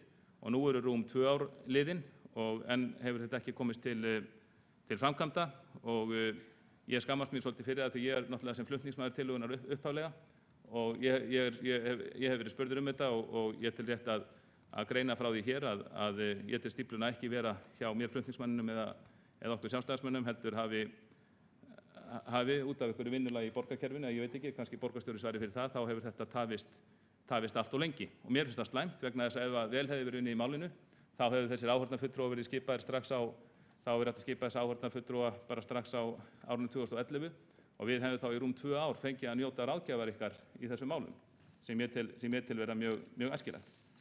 Og ég ætla að leyfa mér að leggja hér fram tillögu sem við getum samþykkt ef menn vilja. Rauninni bara til að hnykkja á þeirri tillögu sem við samþykktum öll einróma fyrir 2 árum og þá vorum við reyndar að tala um 1 ráð, nú vorum við að tala um 2 ráð, en tillagan hljóðar svo. Sameiginlegur fundur Reykjavíkurráðs ungmenna og borgarfulltrúa haldinn 8. október 2013 beinir því til borgarráðs Reykjavíkur að gerð verði sú breyting á samþykktum að Reykjavíkurráði ungmenna verði heimilað að skipa áheyrnarfulltrúa með málfrelsi og tillögurétt í skóla- og frístundaráð. Jafnframt beinir fundurinn því til Íþrótta- og tómstundaráðs Reykjavíkur að Reykjavíkurráði ungmenna verði heimilað að skipa áheyrnarfulltrúa þar. Og ég vona að þessari tillögu verið vel tekið og þarna er bara verið að hnykkja á því sem við samþykktum öll einróma fyrir 2 árum að Reykjavíkurráð ungmenna fengi gildan áheyrnarfulltrúa í Íþrótta- og tómstundaráð og svo hefur skóla- og frístundaráð bæst við. En ég ætla að víkja hér aðeins að tillögunum sem hér hefur verið ræddar í dag og þakka fyrir það. Þetta er mjög góð umræða sem á sér stað ýmis mál. Ég ætla ekki að bæta mikið við umræðan kynfræðsluna. Það hafa aðrir gert Júlíus Vífill Ingvarsson, borgarfulltrúi og Oddný Sturludóttir gerðu það mjög vel. Ég hef engu við það að bæta. Ég man eftir þessi kynfræðslumál, þau hafa verið áberandi. Ég held að það var í fyrri eða hitti fyrra þá eftir fundinn, þessi mál voru til umræðu á fundinum og eftir fundinn þá var hér dreift smokkum til allra sem vildu hafa. Ég tók á því sjálfsög feim við því og stakk pakkanum í vasann og hafði gaman af og síðan nokkrum dögum síðar þá var konan að leita bílyklunum í vösunum hjá mér og fann þá pakkan og ég þurfti að sjálfsög útskýra það og það hljómaði ekki mjög sennilega þegar ég sagði að félag framhaldsskólanema hefði gefið mér þetta. Þannig komst maður í smá vandræði út af þessari góðu gjöf. En það má taka undir það að þessi lífsleiknikennsla, það þarf að bæta hana og ég held að lífsleikni fagið sem slíkt, þetta sé það fag sem við getum kannski með bestum hætti þróað áfram og bætt í samráði við ykkur. Þið eru notendur þjónustunnar, þið eru notendur grunnskóla Reykjavíkur og það er alveg ábyggilegt að það er rúm 1 milljón sem fer í hvern nemanda á ári, þannig að það er gott að maður hafi það í huga þegar maður situr á skólabekk að úr borgarsjóði þá fer cirka 1 milljón eða rúm 1 milljón í námið. Þannig að sá sem er búinn að gangi gegnum 10 bekki, er að klára 10. bekki í grunnskóla Reykjavíkur, hann er þá búinn að fá frá borgarsjóði 10 milljónir sem er engin smá upphæð, er rúmlega 10 milljónir, þetta eru 12 milljónir cirka, sem er engin smá upphæð og þið auðvitað sem notendur þjónustunnar og þið greiðið alla þessa peninga fyrir þetta, þið auðvitað krefjast þess að fá sem besta kennslu á móti. Grunnskólar Reykjavíkur eru mjög dýrir. Það er gjarnan sagt að Íslendingar séu að reka dýrasta eða næstdýrasta grunnskólakerfi í heimi og það er alveg rétt. við erum að reka mjög dýrt grunnskólakerfi og það er eins og þegar maður fer og kaupir sér bíl. Ef maður kaupir dýrasta bílinn í búðinni, þá vil maður líka fá besta bílinn. Og þið eigi að vera svona með menntunina, þið eigi að láta okkur heyra hvað er að takast vel og hvað er að takast illa í grunnskólum Reykjavíkur. Þegar við förum í skólana, borgarfulltrúarnir, og lendum kannski lendum inn hjá 10. bekk eða 9. bekk, þá sjáum við að þar eru í hverjum bekk nemendur með mjög ákveðnar skoðanir á menntakerfinu Reykjavík, hvað þurfa að bæta, hvað sé gert og mikið af og hvað vanti. Og þetta er ekkert smá mál. Þegar við erum með svona dýrt grunnskólakerfi, þá viljum við og þið fá sem mest út úr því, undirbúa sem best fyrir framtíðina. En það verður hins vegar að segjast eins og sem verðum bara að tala með opnum hætti, að þrátt fyrir að við rekum eitt dýrasta grunnskólakerfi í heimi, þá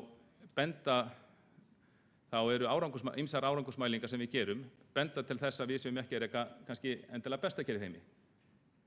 Þegar við ætlum okkur sjálfsögðu að reka besta kerfi í heimi og kerfið þarf að bæta. Við bætum ekki kerfið öðruvísi heldur en með gagnrýnum umræðum, til dæmis hér í borgarstjórn. Og það er hlutur sem ég myndi vilja sjá Reykjavíkurráð, ungmenna, taka virkan þátt í. Og ég sé til dæmis fyrir mér að ef áheyrnarfulltrúar verða skipaðir með þessum hætti, að þá geti slíkur fulltrúi, þá var hann í gífurlega góðri aðstöðu til þess að miðla upplýsingum úr skólum borgarinnar, frá öllum ungmennaráðunum sem starfa hér alla borgina, til Reykjavíkurráðsins sem sitja held ég 12 í og síðan inn á þessa fundi. Og ég hvet ykkur til þess að grípa þetta tækifæri ef slíkur áheyrnarfulltrúi eru skipaður og rauninni eins og fram hefur komið, það er hægt að koma líka ábendingum til okkur menntakerfið með margvíslegum öðrum hætti. Og hið sama má segja félagsmiðstöðvarstarfið. Það er, ég held að við Reykvíkingar, við rekum mjög gott starf í félagsmiðstöðunum. Ég held að við miðum okkur aðra þjóðir, þá sé alveg óhætt að segja að við séum forystu ríki, við séum í fremstu röð hvað varðar rekstur á félagsmiðstöðum. Ég held að sé algjörlega hægt að segja það. En þar má bæta eins og kom fram hjá Jessi Jónsdóttur, þar má alltaf bæta og við eigum að hvetja til þess að gagnrýnin umræða eins og átti sér stað hjá henni, hún eigi sér stað til þess að við getum bætt þessar félagsmiðstöðvar og rekstur þeirra kostar sjálfsögðu peninga, skattfé og við nýtum þessa peninga auðvitað betur ef við verðum í nánara samráði við ykkur það hvernig það er að bæta. Og það er auðvitað sama sagan líka með aukið starf fyrir 16 ára og eldri sem Elín Rós Birta Jónsdóttir fjallaði hér vel og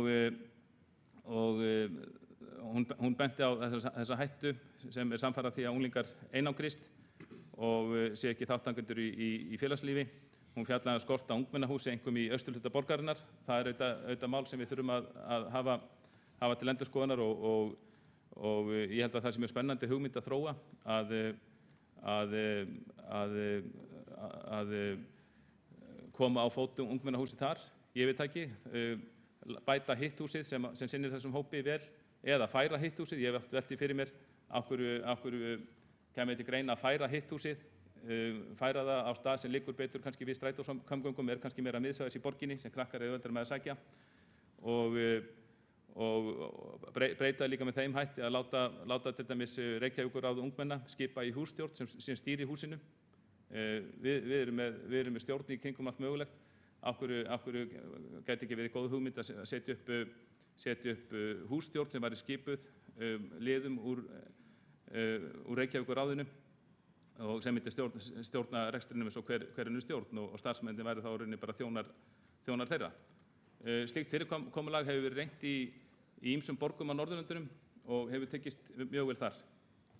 Það hef heimildir Það var líka mjög góð ræða sem Sólrún Ásta Björnsdóttir flutti bættan hverfisbrag í Grafarholtinu. Það er auðvitað alveg rétt, þetta er eitt af nýjustu hverfum borgarinnar, mjög öflugt hverfi, þarna vantar ýmsa þjónustu og það er bara mjög gott fyrir okkur borgarfulltrúa og Holt að heyra það, hvað vanti. Það er löng og leiðileg saga á bakvið bak við verslunarmálið í Grafarholti. Hverfið var upphaflega hannað þannig að í miðju hverfisins var teiknuð verslunarmiðstöð og hún átti að fungera sem verslunarmiðstöð fyrir hverfið, en fyrir, held ég bara, fyrir ég veit ekki hvort ég á að kalla það mistök eða einhver hluta vegna, þá var sem sagt leigð önnur verslunarmiðstöð neðan við hverfið sem eiginlega gerði það að verkum að hún gat ekki þrifist inn í miðju hverfi verslunarmiðstöðin sem var teiknuð af arkitektinum sem hannaði hverfið. Og það er svolítið leiðilegt og ég tek bara alveg undir það að það vantar alveg þarna kaupmanninn á horninu og sjoppuna. Mér skilst að sjoppan hafi hætt starfsemi fyrir 2 mánuðum eitthvað slíkt. Og þetta er sjálfsögð þjónusta sem við viljum hafa í þessum hverfum. Og mér finnst að ungmennaráðið í Árbæ, Norðlingaholti og Grafarholti geti tekið þetta mál lengra og fjallað þetta vegna þess að nú liggur hér fyrir borgarstjórn tillaga að aðalskipulagi þar sem meðal annars skipulögð byggð í Úlfarsárdal, og það var gert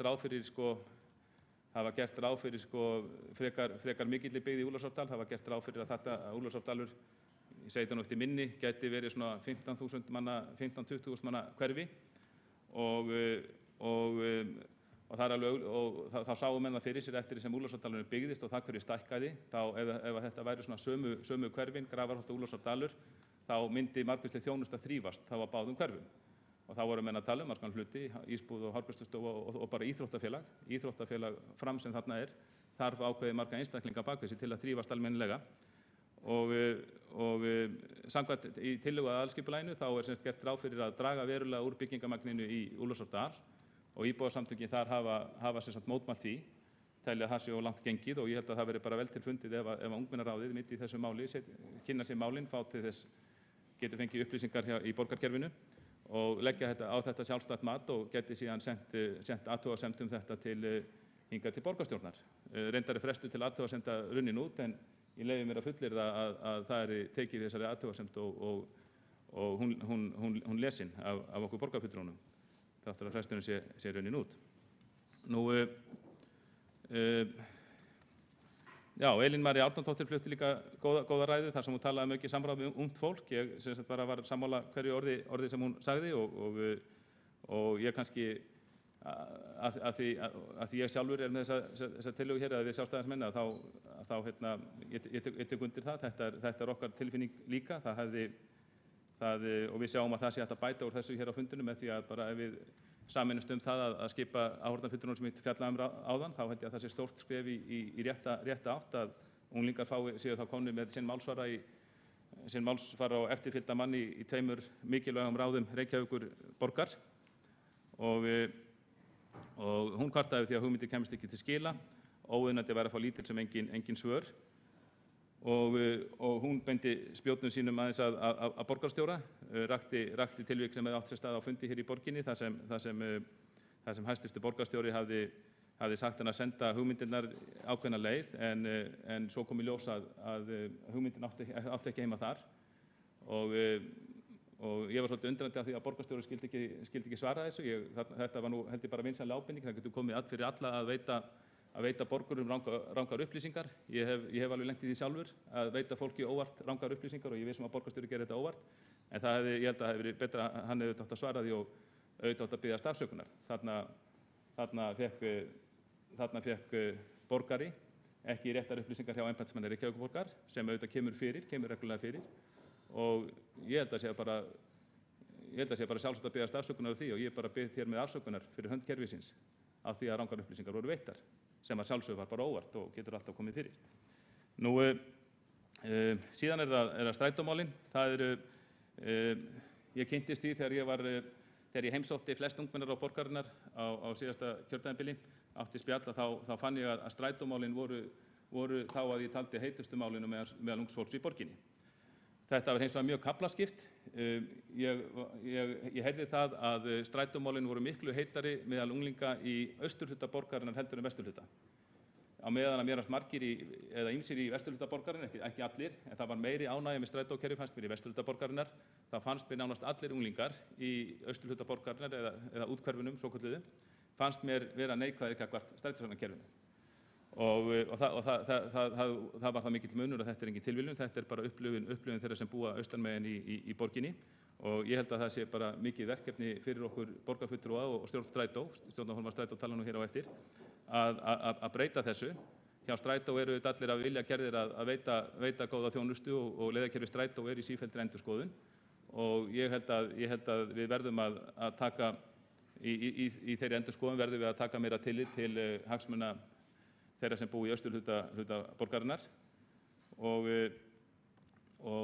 þá skemmst frá því að segja að núna nýlega þá hefur borgin keypt BSI húsið hérna í Vatnsmýrinni 101 sem reyndar hús sem reyndar slæmu ásigkomulagi en ég held að sé verið að meta hvort að ég að gera húsið upp eða rífa það og byggja nýtt en það semst ætlunin að verði semst miðstöð almenningssamgangna í Reykjavík í framtíðinni. Nú má segja þessa miðstöð að séu á Lækjartorgi og Hlemmi, ég held að sé góð hugmynd að flytja þessa miðstöð til. Ég samt ekki viss að hún eigi að vera hér í 101. Ég og við sjálfstæðismenn við höfum veltið fyrir okkur hvort að þess ekki nær að slík miðstöð verði austar í borginni. Austar í borginni nær svona fólksfjöldalegri miðju borgarinnar og með þeim hætti sé auðveldara að veita góða þjónustu út í eystri hverfi borgarinnar. Og það væri bara, ég held að það væri bara guðstökaverk eða bara verðugt verkefni fyrir ungmennaráðin eða Reykjavíkurráð ungmenna að setjast líka yfir þetta mál, velta aðeins fyrir sér strætókerfinu og útbúa plagg það og senda sínar hugmyndir strætókerfið hingað til okkar í borgarstjórn og stjórnar Strætó sem hittist reglulega og fer yfir þessi mál. Þannig að þið sáu það á þessum málum, öll þessi mál sem voru rædd hér í dag eru auðvitað mikilvæg fyrir ykkur í Reykjavíkurráðinu, einnig mikilvæg fyrir borgarfulltrúana.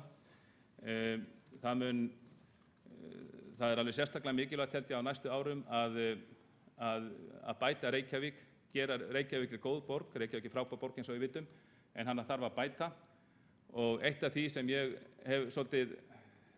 sem hefur verið mjög ekki umhugsunarefni fyrir mig það þegar ég kem í skóla borgarinnar og heimsæki í 9. eða 10. bekki og maður spyr nemendurna hve margir geti hugsað sér að fara erlendis í nám, þá eru flestir sem rétt upp hönd og svo þegar maður spyr hve mörg ykkar getu hugsað sér að búa erlendis að loknu námi og koma aldrei aftur heim til Íslands eða koma ekki aftur heim til Íslands þá finnst mér alveg ótrúlega margir halda höndunum áfram á lofti eins og þeir jafnir stefna að því að búa erlendis og þetta óttast ég, það er ekkert sjálfgefið að við höldum hér öflugri Íslandsbyggð til langframa. Lykillinn að því okkur takist það er auðvitað að við búum hér í þessari borg og Ísland nú reyndar smám saman að breytast í borgríki að við búum hér börnum okkar og unglingum góðar aðstæður til þess að alast upp og búum þeim svo gott líf að þeim detti ekki í hug annað en að búa þó þau fari út í nám og búi erlendis eitthvað tíma ævinnar sem alveg sjálfsagt að þau komi heim aftur ali upp sín börn hér en til þess þurfum við að bæta vinnubragðin og taka gagnrýna umræðu á hverjum degi borgina sem okkur svo kær og ég tel að í því efni eigum við að njóta liðsinnis ykkar ekki með því að halda 1 eða 2 kurteislega fundi á ári þar sem er gagnkvæmt hrós heldur að þið komið með virkum hætti inn í nefndakerfi borgarinnar eins og ég gat hér áðan og séu þá stöðugt með ábendingar til okkar þar sem betur má fara, hvernig er hægt að bæta lífskjörin í gegnum borgarstjórnina og þar hafið þið tök á að fylgja ykkar tillögum eftir með almennilegum hætti. Takk.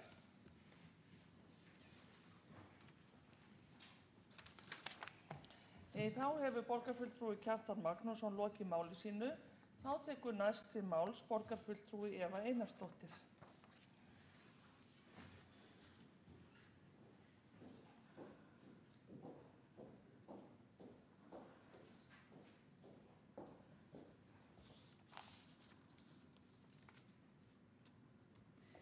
Kæri forseti, kæru borgarfulltrúar, kæru fulltrúar Reykjavíkurráðs ungmenna og aðrir sem hlusta. Eins og flestir sem hér hafa talað þá þakka ég alltaf mikið fyrir þennan góða fund og hlakka til og ég held að þetta sem minn 3. ég aðeins minna kvíðin heldur en ég var í fyrra og hvað þá heldur en ég hitti fyrra. Því það svo skondið að maður kannski heldur að við séum orðin svo stór og vinum svo mikið, en það alls ekki það. Við hræðumst oft kannski bara pínlítið eitthvað líka því að þið eru stundum að koma með öðruvísi sjón inn á hluti sem að okkur finnst kannski við ættum að vita. Og það er líka alltaf gott að vera smá kvíðin af því það gerir það að verkum að maður reynir sitt besta.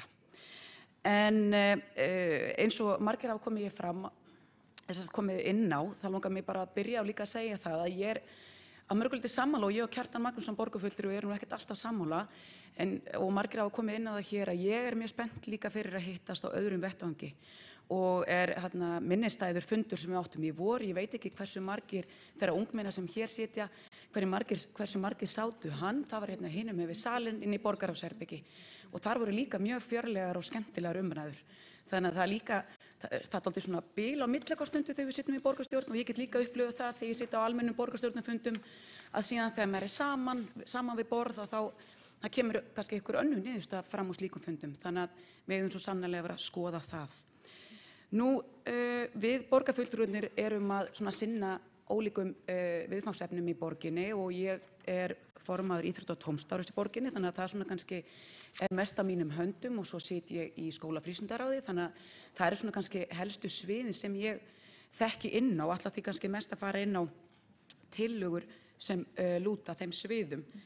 Þó langar mig líka að bæta við það að þótt að þessu 6 ungmenni sem sita hér niðri, þá veit ég það að það eru ungmenni út allan bæ sem þessi ungmenni eru búin að vera að viðra sig og spegla sig í og fá aðstoð við. Þannig að það er svo flott við ykkur sem situr hér í dag, að það eru margir á bakvið ykkur sem er að koma fram. En ég ætla bara að vinda mér beint sem félagsmiðstöðvarbomban sem borgarfulltrúinn Oddný Sturludóttir kallaði mig og mér þykir bara alltaf vænt að vera kölluð félagsmiðstöðvarbomba. Nú, það er út af því að ég var mikið í félagsmiðstöð. Ég byrjaði sína að starfa í félagsmiðstöð þegar ég var 15, starfaði þegar ég var orðin fullorðin, hef starfaði í félagsmiðstöð út í Svíþjóð, hef unnið með fötluðum í frístund og unnið í hinhúsinu með 16+. Þannig ég held svona að það er að því ég hef unnið við það er alveg ótrúlega gaman og það gefur manni mikið. Félagsmiðstöðvarstarf eins og allt annað í borginni hefur dálítið fengið að finna fyrir til dæmis minna fjármagni, það er ekkert leyndarmál. Og það hefur svo sem fjölmargt komið hérna fram. Borgarfulltrúinn Sóley Tómasdóttir talaði að félagsmiðstöðvar eiga að vera eins eða ekki og ég er þar algjörlega sammála Sóleyju að félagsmiðstöðvar eiga ekki vera eins.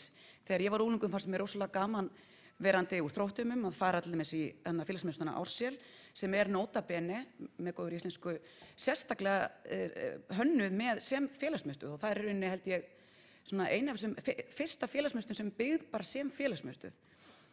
En svo gátu krakkarnir úr Árseli og þar með talin borgarfulltrúinn Oddný Sturludóttir, líka félagsmiðstöðvar frík ætla ég að kalla hana, að þá gátu þau kannski sagt úr Árseli, já en sumar aðra félagsmiðstöðvar eru svo kósí og þetta er svo mikið gímald.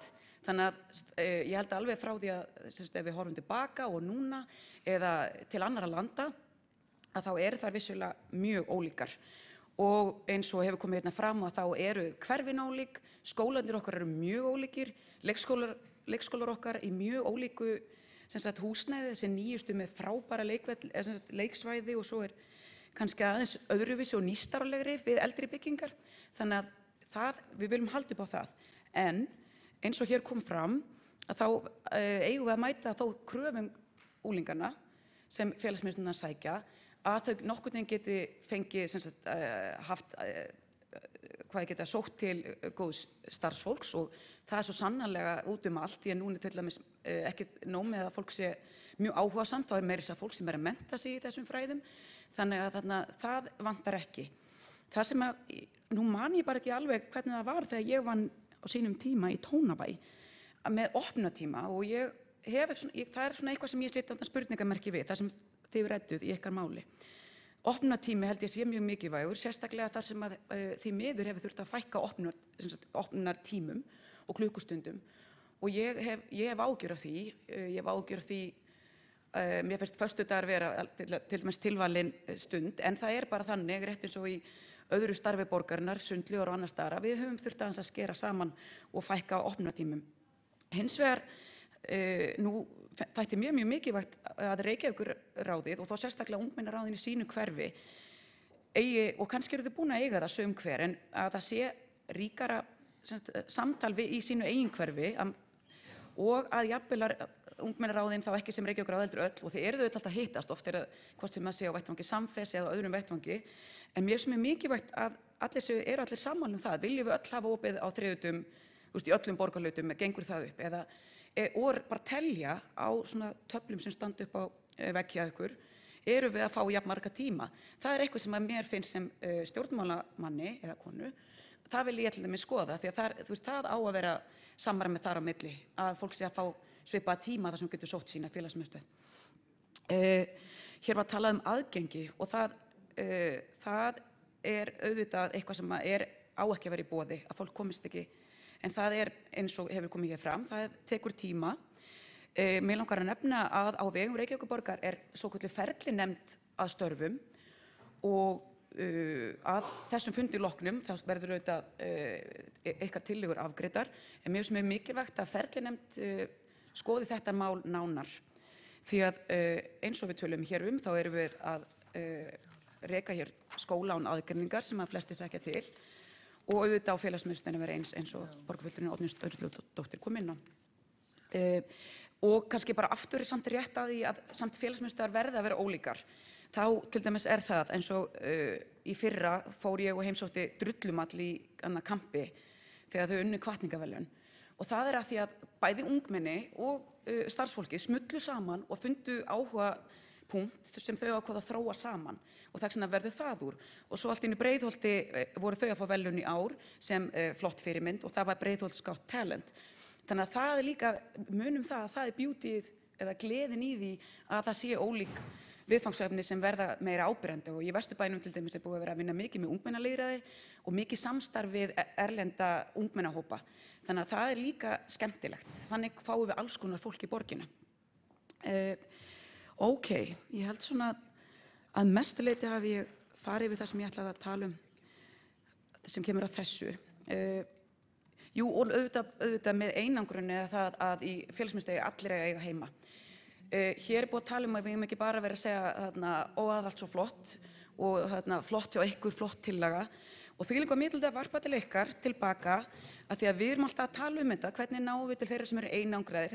Sá hópur bara að aukast, bæði með tækni, einelti sem fer fram í tölvum og í gegnum internetið.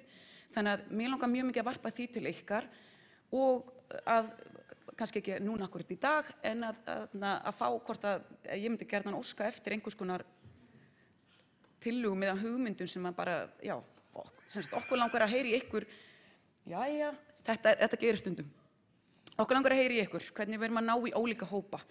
Og eitt sem mér finnst rosalega spennandi að því við erum bæði að tala um félagsmiðstöðvar og 16 ára og eldri, sem ég að fara að víkja orðinu að, og kannski verið að gera einhvers staðar, en þarna mér langar rosalega að kanna það þegar þar að kemur að hanna einhvers konar hópa sem að fylgjast að, og það í gangi einhvers staðar úr 10. bekk og yfir í framhaldsskóla, og þá sérstaklega dálítið ábyrgð í ungmennina að hjálpa okkur að ná til þessara sem að fara sín ekki í skóla og svo framvegis. Hvaða leiðir getum við notað? Þú veist, þegar ég vann í Hinhúsinu þá fórum við með auglýsingar í Hagkaup ef einhver skildi vera að vinna þar, eða bara við reyndum að láta auglýsingar alls staðar, og það hafa verið að gera rannsóknir um þetta, mjög áhugaverðar þennan hóp sem við erum ekki að ná til, þannig að bara öll hjálp þegin frá ykkur. Yfir í 16 ára eldri, og það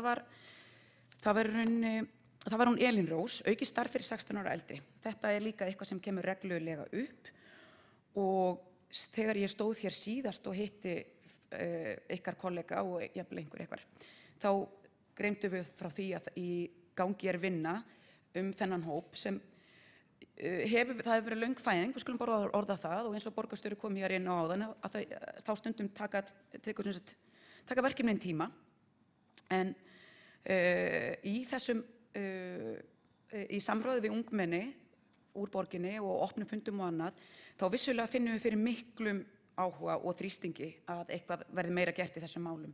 Við erum núna að halda úti Hinhúsinu, við höfum eins og þið ungmenni komið inn á, verið að halda úti mjög, ég leyfi mér að kalla töff starfi í íbúðinni, í miðbergi, í öllum frístundamiðstöðum og einhvern hátt höfum við vonast til að öllum sem mættu á einhvern hátt. Þetta hafa verið kannski eitt kvöld og kannski verðum við ennþá að sitja þar við að byrja þannig. Innan kerfisins erum við rauninni ennþá að skoða, eftir að við breyttum því að íþrótta- og tómstundastarf var að sjá félagsmiðstöðvar og núna sér skólafrístundaráð félagsmiðstöðvar, að þá hefur verið frístundamiðstöðvar sem svona, allavega þeir sem þar hafa starfað lengi sjá frístundamiðstöð mjög mikið sem hverfismiðstöð, það er að segja sem að allir geta einhvern veginn komið, hvort sem maður segir bara unga barni eða eldri borgara með sitt félagsstarf, og mér finnst það mjög flott sýn og ég er alveg sannfærð að það er kannski einhver sýn og einhver átt sem við ættum að stefna að. En það sem hefur gerst er kannski að frístundamiðstöðvar hafa mikið lagt áherslu á þennan 6 til 16 ára hóp og bíða núna kannski eftir því hvað kemur næst. En það þarf aukið fjármagn í þetta, en það er vilji fyrir hendi. Mér finnst mjög mikilvægt eins og bara gaman að nefna það í íbúðinni að þá til dæmis hafa þau verið í samstarfi við þjónustumiðstöð og fjölbyrði Ármúla, þar sem hefur verið að kanna til dæmis hvort það séu einangruðir krakkar og svo framvegis. Þetta eigum við að skoða meira og mér finnst það algjörlega til fyrirmyndar. Því að nú kem ég líka með smá svona gagnrýni eða spurningar sem að mæta mér þegar ég er að ræða þennan málaflokk, og þá er það, eiga 16 ára og eldri, eru þau ekki orðin svona stór og geta séð sig sjálf, þau eru flest að fara í menntaskóla eða framhaldsskóla eða eitthvað nám, eru þau ekki í formi til að bara mynda sína hópa og finna sinn farveg. Þetta nú bara þetta bara svona til ykkar, að því svona spurningar fæ ég stundum þegar ég fer út á vettvanginn og er að ræða þessar hugmyndir. Og það er dálítið mikilvægt, held ég þá, fyrir Reykjavíkurráð ungmenna og ungmennaráð út í hverfum, að hugsa dálítið þetta að 16 ára og eldra starf á auðvitað að vera skemmtilegt. Það bara á að vera skemmtilegt að hittast. En eins og því að við sjálf nefnt, og oft er það þannig að þeir sem að koma hérna og standa í sal eru kannski þeir sem að þora dálítið að taka pláss og svona, þá akkurat þið þurfum að aðstoða okkur til að gera ennþá flottara félagsstarf, þannig að það séu alls konar fólki í hópnum og ekki bara þeir sem þora, skiljiði. Þannig að það er svona, þegar við erum að halda áfram og þegar við loksins kynnum þessa stefnu fyrir 16 ára eldri og hún kemur inn á samgöngur og búsetu og menntun og einmitt útlönd og samráð sem ég er alveg að fara detta inn og klára mitt mál, að þá er mjög mikilvægt að sú stefna auðvitað kemur til umsagnar inn á ykkar borð. En eins og við þurfum alltaf að hugsa, þeir eru ráð og ungmennin taka líka ábyrgð og taka ábyrgði að hugsa sína jafnaldra rétt eins og við eldri. Við erum öll einhvern veginn, þurfum alltaf að hugsa yfir öxlina og hugsa fram og aftur og svona hugsa hvort annað. Að lokum, að því að þetta bara svona fer eiginlega úr beinu yfir í samráðið sem hér var rætt sem hún Elín María ræddi svo skelleg og flott, að við erum oftar að leita til Reykjavíkurráðsins og það er eitthvað sem við erum bara alltaf að bæta okkur í. Nú til dæmis inn á borði íþrótta- og tómstundastarfs er endalaust verið að tala hjólabrettaiðkun og hvar næst, í hvað hverfi ættum við, þetta er nefnilega það sem við lendum í, stjórnmálamennirnir, að við getum kannski byggt einn völl og hvar erum við að gera það? Er það sem að ungmennin tala hæst eða hvað? Þetta er þið til dæmis í frábæri stöðu til að diskutera ykkur á milli, þannig að sanngirni gæti, skiljiði. En samráðið, borgarfulltrúinn Kjartan Magnússon talaði hér tillögu sem að réttilega var borin fram fyrir allnokk löngu og það var á meðan íþrótta- og tómstundastarf var í sinni gömlu mynd og skólafrístundaráð var ekki komið til starfa. Og eins og hann réttilega benti á að þá var það sagt að kannski eða svona mikið af málunum sem voru á hendi íþrótta- og tómstundastarfs færðust yfir til skólafrístundaráðs. Eins og svona stjórnkerfisbreytingar sem er stórt og mikið orð, þá oft getur stundum aðeins svona hægst á kerfinu eða það er svona hlúa því sem er í gangi áður en að maður bæti við nýju. Það er bara réttu sem maður er foreldri að maður svona er að reyna að ráða við það sem maður er með og ekki bæta á sig mikið fleiri verkefnum. En þetta er samt verkefni sem okkur finnst mjög spennandi og það hefur alltaf staðið til og við höfum alltaf sendt þannig skilaboð til ungmennana. Og fyrir mánuði síðan þá bauðst okkur Oddnýju Sturludóttir borgarfulltrúa, þar sem við erum formenn íþrótta- og tómstundastarfs og skólafrístundaráðs, að sitja einmitt fund með Reykjavíkurráði ungmenna. Ég held við höfum setið örugglega í 2 tíma og það var ýmislegt rætt Og þar í rauninni farið yfir tillögu borgarfulltrúans, Kjartan Magnússon meðal annars, og ég bara þakka borgarfulltrúanum fyrir að halda þessu máli á lofti. Og þar kom svo sem alveg hika unga fólkið þegar við fórum yfir hvernig fundir eru og svoleiðis, en engu að síður opnuðust líka augu og spenningur. Þannig að í rauninni sú tillaga hvernig ungmenni sjá fyrir sér að vera áheyrnarfulltrúar og í íþróttatónlistarráði líka, það býðist alveg að það dálítið á borðinu hjá ungmennaráðinu og við hlökkum bara til að heyra hvernig útfærslu það hlýtur og það dálítið í höndum ungmennina enda þeirra tíma og þeirra líf sem þarna ræðir. Eins kom þá tillaga að Reykjavíkurráð ungmenna fengi jafnvel að slást í för með borgarfulltrúum einn dag eða hálfan dag og svona hans kynnast hvernig störf þeirra eru og það á að koma til umræðu hjá forsætisnefnd sem svona nefnd sem fer yfir hvað gert og hvað fer fram á borgarstjórnarfundum. Ég held bara að ég sé búin að nokkurn veginn fara yfir það helsta sem ég ætlaði að segja í dag. Mér langar líka bara rétt að því að borgarstjóri fór nú yfir tillögurnar sem kannski lutu að ITR í fyrra og það var einmitt vinna fyrir ungt fólk af erlendum uppruna sem mjög málefnaleg frá Viktor Lange og við tókum þá tillögu til umfjöllunar hjá atvinnunefnd og einnig var það hjá mannréttindaráð eins og var komið inn á og þar taldi mannréttindaráð ekki þörf á að fara í frekari vinnu með það af því að það á að vera mjög skýrt og ráðningar aðalega hafa skýrt að ekki sé mismunað að neinum hætti. Og eins með að það var talað umbun fyrir þátttöku í félags- og frítímastarfi og þá langar mér bara að segja hérna beint þótt að stefnan ungt fólk sé ekki komin alveg á koppinn en alveg að vera tilbúin að þar setning sem segir svo viðurkenna þarf menntun sem fæst í gegnum þátttöku í félags- og frítímastarfi og þróa leiðir til að meta hana að verðleikum. Þannig að í stefnunni tölum við þetta og í rauninni það síðan þarf bara að þróa áfram þegar stefnan er komin og sviðin fara að vinna með stefnuna hvernig slík umbunun á að koma fram. En bara takk kærlega fyrir mig og rosalega gaman að fá að vera hérna í dag með ykkur. Þá hefur Eva Einarsdóttir, borgarfulltrúi og frístundarbomba, lokið máli sínu. Áður en lengra haldið, þá vil ég bera það upp í fundin að fundinum hefur borist tillaga frá borgarfulltrúum Sjálfstæðisflokksins sem svohljóðandi. Sameiginlegur fundur Reykjavíkurráðs ungmenna og borgarfulltrúa haldinn 8. október 2013 beinir því til borgarráðs Reykjavíkur að gerð verði sú breyting á samþykktum að Reykjavíkurráði ungmenna verði heimilað að skipa áheyrnarfulltrúa með málfrelsi og tillögurétt í skóla- og frístundaráð.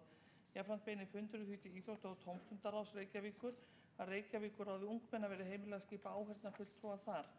Það eru nokkrir eftir á mælendaskrá en þannig að þessi tillaga sé undir þá þarf að samþykkja hana inn á dagskrá fundarins. Þeir sem að samþykkja það að þessi tillaga sé líka til afgreiðslu gefi merki. Það með allir greiða atkvæði. Það með allir greiða atkvæði sem það vilja.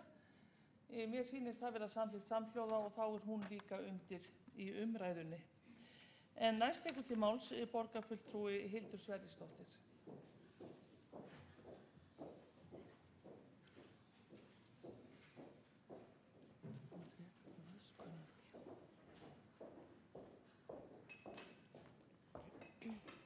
Kæri forseti, fínir fulltrúar Reykjavíkurráðs ungmenna, góðir borgarfulltrúar. Það mjög gaman að vera hérna með ykkur í dag og ég vil eiginlega bara fá að byrja á að lýsa yfir aðdáun minni á ykkar frammistöðu hér í dag. Ég hefði dáið ef ég hefði átt að gera þetta á ykkar aldri. Virkilega fínar tillögur og skýrar og málumlegar. Það nú svona búið að fara yfir það helsta, þannig að ég ætlaði kannski helst að tala tillögunar Elínar aukið samráð við ungt fólk. Ég nefnilega mjög hrifin af ungu fólki og samráð við það alltaf hinu góða. Ég ætla samt aðeins að leyfa mér að fabulara smá lýðræði eins og borgarstjóri hér áðan. Út af því að lýðræði sem við höfum hér fulltrúalýðræði og þess vegna langar mig að tala samráð í því samhengi. Út af því að samráð það sem var kannski sérstaklega eftir hrun, sem var svona skiljanlega eitthvað sem kom svona svolítið, kannski ég ætla ekki að segja tísku, það kannski of léttvægt, en fólki kannski fann skipta máli eða sem var svona það sem var svona kannski eitthvað traust á stjórnmálamönnum sem var mjög lítið í rauninni. Þannig að það var algjörlega skiljanlegt að fólk myndi svona vilja í fleiri málum og í meira magni svona fá svona lýðræði til sín beint, sem ég held að það sé mjög gott og búið til mjög svona mikla og nauðsynlega vitund samfélagið sitt. Ég hins vegar held að það þurfi að fara svolítið varlega í slíkt samráð og í slíkt lýðræði, því að það sem skiptir svo miklu máli í stjórnmálunum, sem munurinn á stjórnmálumálum og öðrum skrifstofustörfum í embættismannakerfinu, er að það eru pólitíkusarnir sem þurfa að bera ábyrgð á því sem gert. Það eru þeirra til að svara til saka hugmyndir sínar og það sem hefur verið gert og spyrja eftir 4 ár, eftir 1 kjörtímabil, spyrja kjósendur hvort það hafi staðið sig vel. Og ég held að við þurfum að hafa það í huga þegar við erum að tala samráð. Út af því að það má ekki vera þannig að í kannski stærstu og veigamestu málunum oft á tíðum geta pólitíkusarnir sagt að þetta var ekkert í mínu völdum, þetta var skoðanakönnun, þetta var fólki í hverfinu sem vildi hitta þetta og svo framvegis. Þannig að ég held að það þarf að hugsa þetta svona í samhengi, en ástæða fyrir að ég hrifin af tillögu Elínar nefnilega út af því að ungt fólk kýs ekki fulltrúana sína. Og ég reyndar svo sem skil ekki alveg af hverju og tek undir með borgarfulltrúa Kjartani Magnússyni það að það að mörgu leyti áhugavert að ungt fólk sem með öll sín réttindur og allar sína skyldur og innan þessa ramma sem við öll lifum við, bara alveg eins og fullorðna fólki fái í rauninni ekki að kjósa sína fulltrúa. En það eitthvað sem enginn hér getur svo sem stýrt, en þannig það. Og mér finnst því að í öllu samráðstali eigi fyrst og fremst að vera samráð ungt fólk. Út af því að það í rauninni eina aðkoma þeirra að þeim ákvörðunum sem eru teknar. Því að ekki fá þau að kjósa fulltrúana og þess heldur ennþá mikilvægur að þau fá einhverja aðkomu að þeim ákvörðunum. Bæði borgarfulltrúi Sóley Tómasdóttir og svo tillaga Kjartans Magnússonar fyrir hönd okkar sjálfstæðismanna hér áðan fóru kannski ágætlega yfir svona hvernig slíkt samráð gæti litið út og ég kannski óþarfi fyrir mig að endurtaka það. Hins vegar langaði mig bara ekki með neinni formlegri tillögu kannski beint, en svona bara eitthvað sem við getum svona skellt út í kosmosinn og velta eins fyrir okkur, að það sem ég nefnilega hrifin af í beinu lýðræði, eða þessu samráðslýðræði sem við erum að tala hér, svona þessi hverfapottar sem ég held að hafa gengið ágætlega, þar sem sett ákveðin krónutala og fólki í hverfinu fær svona kjósa hvað vill helst gera í sínu hverfi og þá það forgangsraðað eftir því. Ég held að þetta sé mjög gott og mjög svona skýrt og skilmerkilegt verkefni og ég held að það búi til svona mjög nauðsynlega svona bara borgarvitund hvað peningarnir fara, því þetta eru peningarnir okkar, ekki ráðhúsins. Þannig að ég ætla bara svona að kasta því fram út í kosmósin.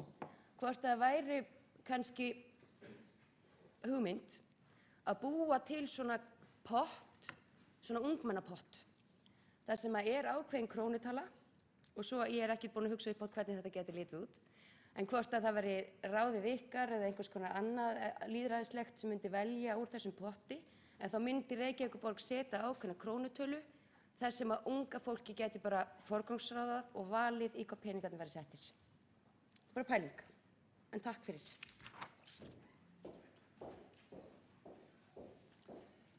Þá hefur Hildur Sverrisdóttir borgarfulltrúi lokið máli sínu og ég lít svo á að tillaga hennar ungmennapott heyri undir tillöguna hennar Elínar Maríu aukið samráð við unglinga og það fer þá til forsætisnefndar síðan til frekari vinnslu. En ef ég hef skilið það rétt. En næst tekur til máls borgarfulltrúi Einar Örn Benediktsson.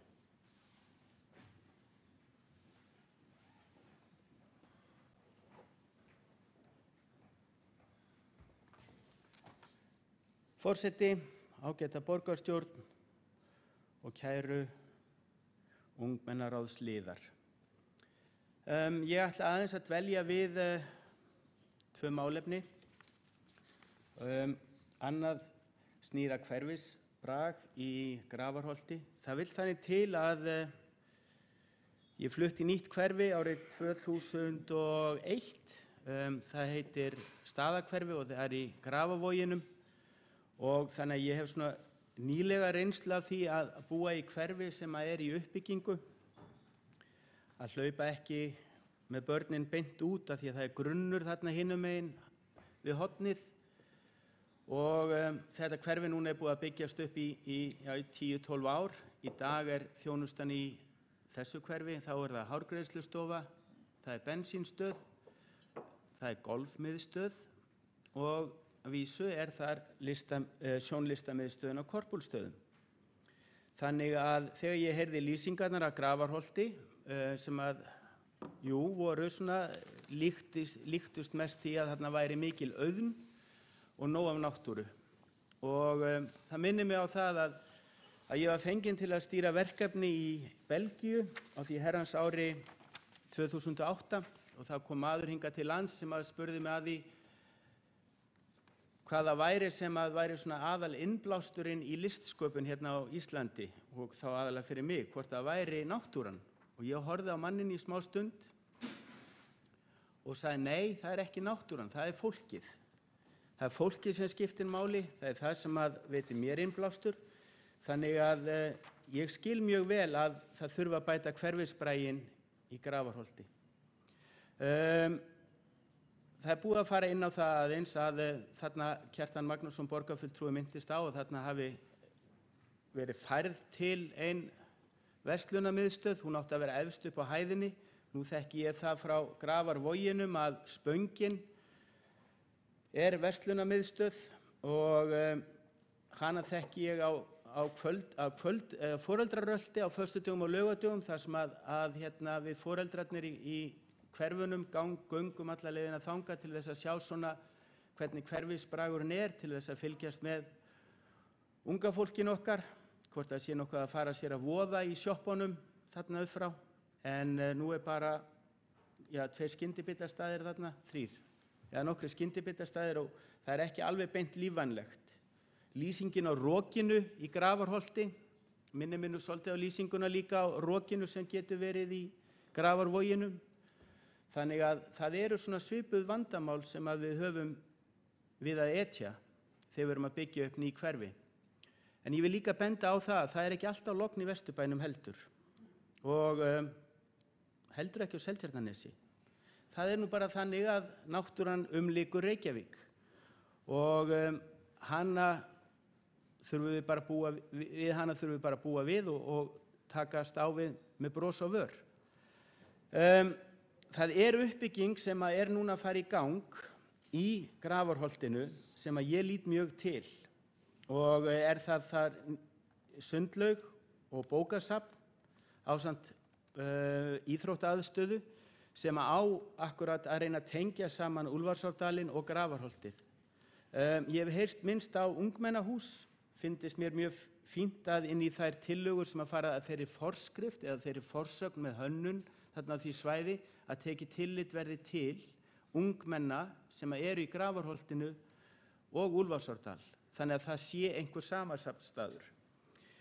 Þegar ég ólst upp, þá ólst ég upp á Meistaravöllum og á Nýlendugötu og sjoppan sem við fórum í, hún var hérna neðst á Vesturgötu, hún var mjög hentug að því að vinir okkar, vinkonur okkar strákana voru að afgreiða í sjoppunni á kvöldin og það var svona rishæð þar sem við gátum læðst inn og setið innandyra í sjoppunni allt kvöldið. Þannig að það var nú sjoppumenningin þá og það er náttúrulega slæmt þegar sjoppunnar hverfa því að þær eru, meðan ekki annað er í boði, þær menningarmiðstöðar sem að unga fólki getur sótt í. Þannig að kaupmaðurinn á horninu líka, það er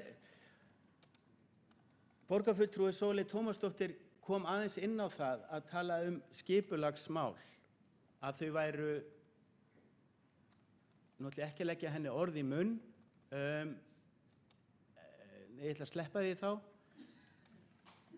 Það er betra, þannig við lendum ekki andsvörum hvað hún sagði fyrr á fundinum að því að það er svolítið liðið en skömmu eftir að ég kom hérna inn í þetta starf að þá varð mér það alveg kýrskýrt hvað skipulagsmál skipta allt miklu máli. Þannig að í mínum huga eru skipulagsmál ekki leiðindi og það eitthvað sem að ég myndi vilja hvetja okkur öll, eða ykkur öll hérna í ungmennaráðinu að kíkja á með kannski skilvirkum hætti.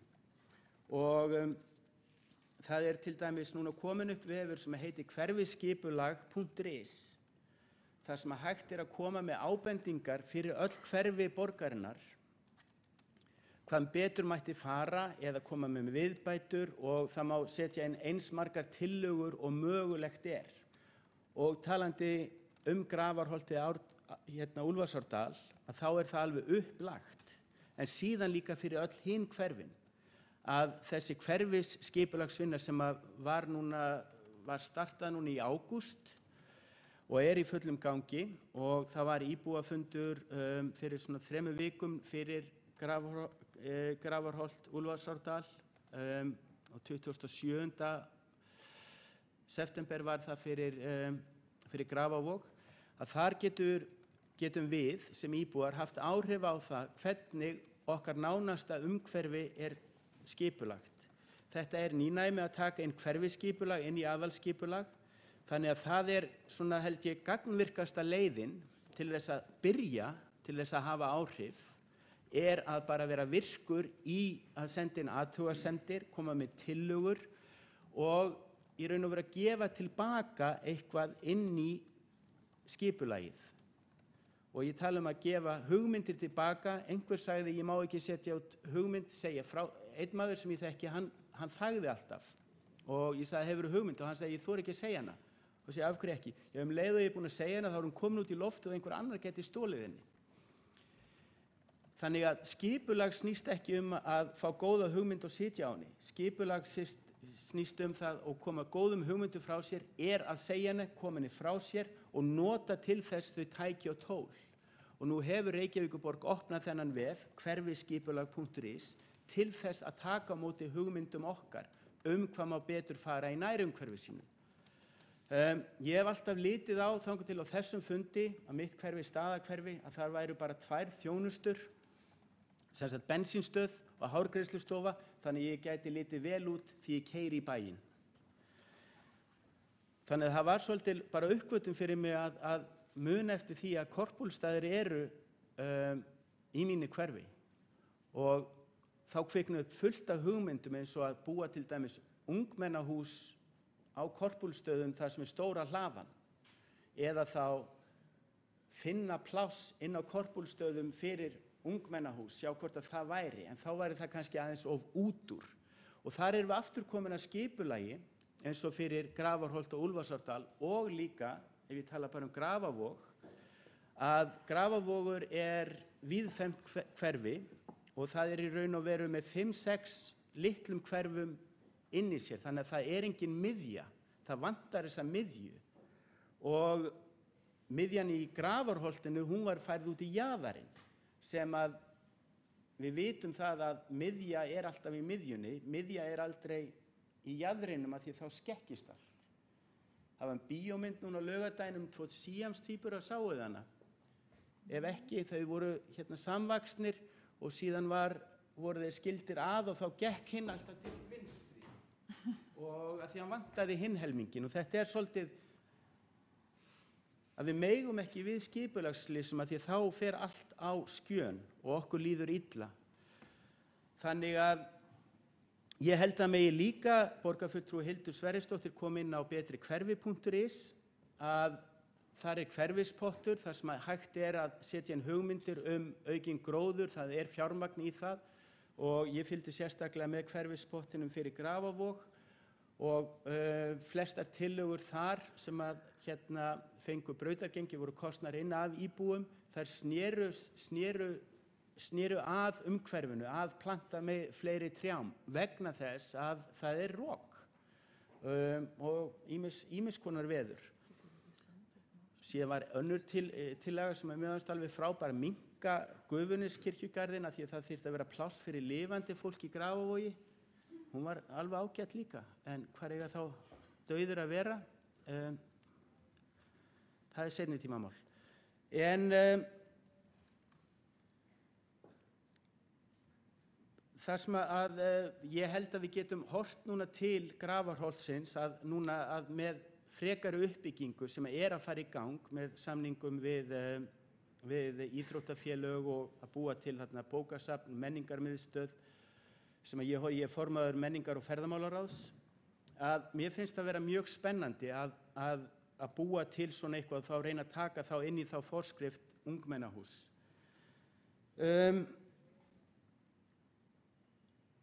Það eru þessi tæki og tól sem að hægt að gera til þess að ekki bara fyrir bara öll hverfin í Reykjavík að koma með þessar ábendingar og þessar hverfispotta.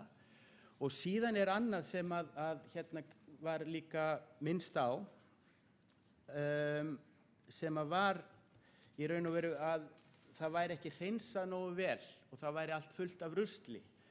Í sumum tilfellum það að þetta á lóðum og þannig að þetta einkalóðir, þannig að Reykjavíkurborg getur eiginlega ekki vaðið inn og byrjað að hreinsa. Hún getur skikkað eigendur, beitt dagsektum og beðið þá að hreinsa og taka til. Og ég held kannski þarna í þessu hverfi að þá kannski ekkert þessi eigendur alveg í rosalega miklu stuði til þess að fara að hreinsa upp úr rústunum.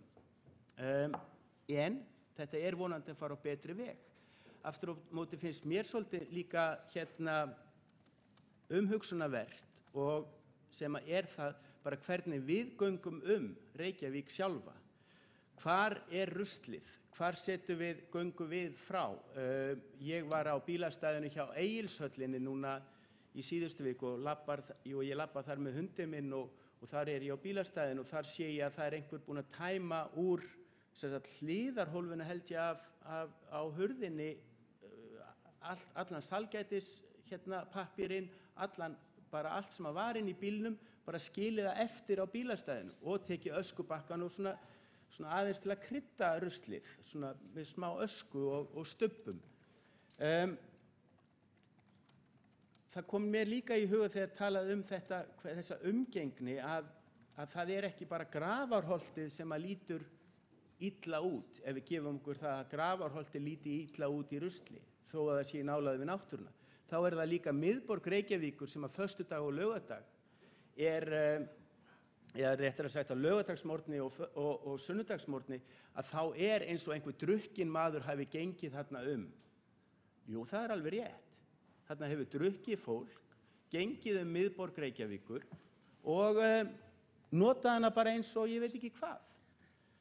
Þannig að það svona átak, hvort að við ættum að byrja á átaki og þetta komið frá öðrum borgarfulltrúa, Hjálmari Sveinssyni borgarfulltrúa, sem að væri þá átakið gubbað í garðinn heima. Værum við sátt að fólk væri að gubba í garðinn heima? Nei, gubbum við heima hjá okkur í stigaganginum fyrir íbúana til þess að svona stíga yfir? Nei.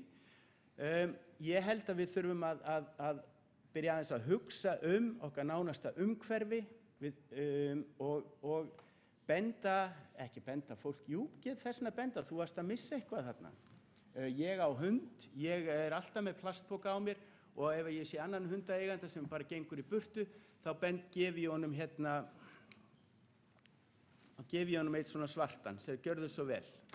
Og ég tími því alveg, en þetta plastpoki sem ekki endurvinnanlegur, því miður. En ég skal bæta úr því. Þannig að ég held að við horfum aðeins á, líflegri tíma í Grafarholti Úlfarsárdal og líka þá með innleggi að hvernig hlutirnir ættu að vera, hvað ættu að vera hannað þarna í þessa miðstöð sem á að tengja saman þessa Úlfarsárdal við Grafarholtið. Og síðan það í raun og veru eitt sem að góð kona kenndi mér til þess að friðmælast við álfana, að þá eina sem að þarf að gera í raun og veru að það að setjast út í móa og biðja gott veður. Og ég spurði hana bara gott veður. Já, þú ert bara að biðja gott veður. Þannig að ég held að við ættum bara eftir þennan fund kannski að fara út í móa og biðja gott veður, þannig að verði ekki rok og rigning núna í vetur hjá okkur og við þurfum ekki að moka of miklum snjó. Þetta svona nokkurn veginn það sem að mér langaði að segja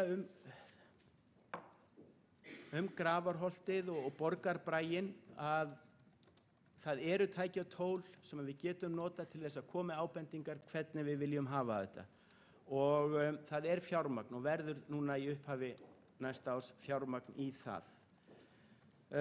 Síðan er annað sem líka heitir torg í biðstöðum, þannig að það má koma með tillögur að einhverjum svæðum til þess að hvað við kalla, peppa upp einhver svæði, að meðan að það er ekki gert eitthvað. Þetta hefur verið gert hérna núna inn í Vogum og á fleiri stöðum, þannig að það og síðan bara getum við í raun og veru farið og beðið álfanum gott veður og forða okkur frá fleiri skipulagsslysum eins og að setja verslunarmiðstöðvar í jaðarinn í staðinn fyrir inn í miðjuna og enn og aftur ekki svona mikið rok.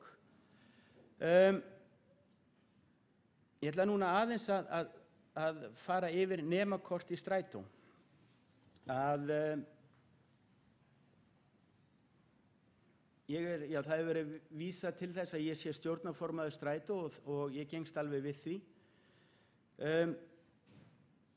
Strætó niðurgreiddur á hverju ári töluvert fé. Farþegi eða Reykjavíkurborg niðurgreiðir rúmlega 70% af hverju fargjaldi. Þannig að hlutur farþega í dag hann 29% og hefur farið upp úr 11% sem hann var fyrir nokkrum árum. Eigendastefna strætó gerir ráð fyrir að farþeginn muni borga 40% af hverju fargjaldi. Í Kaupmannahöfn þetta yfir 60%, Árósum þetta 55%, þannig að til þess að búa til svona almenningssamgöngur að þá þarf hlutur farþega að vera einhver. Og þá komum við að gjaldskrá. Til þess að bæta þjónustu þá þarf fjármagn og við höfum núna síðan 2010, við þurftum að skera niður 2011 og við erum að ná þessu tilbaka. Nú liggur fyrir fjárhagsáætlun fyrir 2014 og verður þá bætt í sunnudagsakstur þannig að vagnarnir fara að keyra klukkan 9:30 en ekki 11:30 á sunnudögum. En gjaldskráin, hún í stöðugri endurskoðun og vegna þessara niðurgreiðslna hefur verið erfitt í raun og veru að búa til einhverja gjaldskrá sem í raun og veru svona, að það sé jafnræði. Þess vegna erum við með svona hálfgerða bastarðastundum af miðum og einhverju öðru. En það sem að Sigurður Einar Jónsson frá Ungmennaráði Breiðholts var að koma með var að skipta sem sagt nemakortinu þannig að það myndi vera sem sagt haust og vorönn og þess vegna sumarönn. Þetta skal ég taka með inn í þann gjaldskrárhóp sem í vinnu hjá stjórn Strætó og kanna það. Nemakortið 2013 kostaði 42.500 og gildir í 1 ár. Og miðað við 2 ferðir á dag, þá þetta 84 krónur. Nemakortið fyrir utan, sem sagt, þá niðurgreiðslu sem af hendi sveitarfélagana til Strætó, þá bætist við þessa upphæð 400 milljónir. Það var farið í tilraunaverkefni sem nemakortið ennþá partur af, sem var að gefa öllum frítt í Strætó.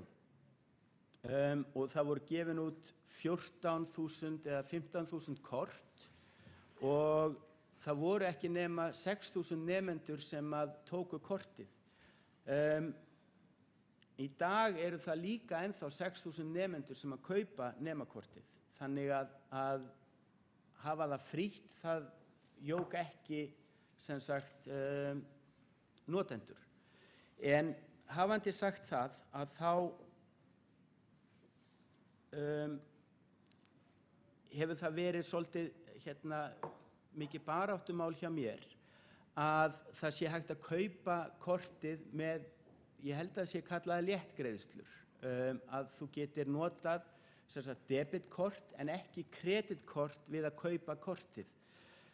Þetta hefur strandað á greiðslu hirðingjafyrirtækjunum, það að segja þeim sem gefa út þessi kort, að þau hafa ekki boðið upp á að greitt sé fyrir með debitkortu nema með eingreiðslu en ekki léttgreiðslu. Í 2 ár hefur mér verið sagt að þetta sé handan við hornið og þetta sé að bresta á. Þannig að fjölbreyttari greiðslumátar fyrir þessi kort, því að nemakortið, ef að það væri heilsárskort keypt með léttgreiðslum, að þá væri það rúmlega 3.000 krónur. Strætó í dag er ennþá ódýrasti ferðamátinn, þannig að það er mín von að bankarnir og þeir sem að sjá þessar greiðslumiðlanir, að þeir sjáu það fært að það sé hægt að byrja að nota debitkort við að greiða fyrir þessi strætókort, því að þetta er lummusumma, 42.500, og ég held að það sé bara mjög nauðsynlegt að þau bjóði upp á þessa valmöguleika þannig að það sé í raun og veru jafn einfalt að nota strætó, greiða fyrir strætó á einfaldan hátt. Ég held að þetta hafi verið þetta. Ég mun taka það inn til stjórnar strætó í verðskrárhópinn, haust, vorönn og sumar, og síðan er þetta með unglinga 12 til 18 ára. Það var bara svo að ég fari aðeins yfir það, að það var samkvæmt lögum að þá eru börn þangað að verða 18 ára, en þannig að það er allt í einu komin þessi hópur sem heitir unglingar. Það komu við sem er rock'n'rollin og Elvis Presley, unglingar urðu til, að þessi verðmunur, þessi kort 12 til 18 ára og þá er fargjaldið á 125 krónur ef við kaupum miða, að þessi skekkja kemur í raun og veru út af því að einn hluti af gjaldskráni er niðurgreiddur meira en hinn, og það þarf að finna þarna jafnvægi á milli, og það er það sem við erum að vinna í þessa dagana. Meira var það ekki. Ég ætla að þakka fyrir það sem ég hef fengið að heyra hérna inni og geymi með mér og vinna úr því. Takk fyrir.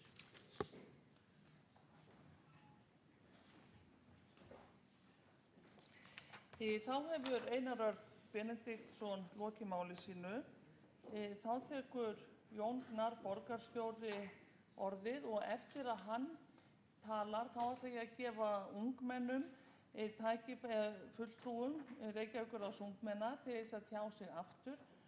Sólrún Ásta Björnsdóttir hefur óskað eftir að komast á mælendaskrá, og ef aðrir óska eftir því líka, þá verður það gefið leyfi til þess. En ég gleymdi því að Sigurður Einar Jónsson óskaði eftir að gera andsvar við ræðu Einars Arnar Benediktssonar, og hann er að koma. Þannig að fyrst er það andsvör, fyrirgefiðu Sigurður Einar Jónsson, gjörðu svo vel.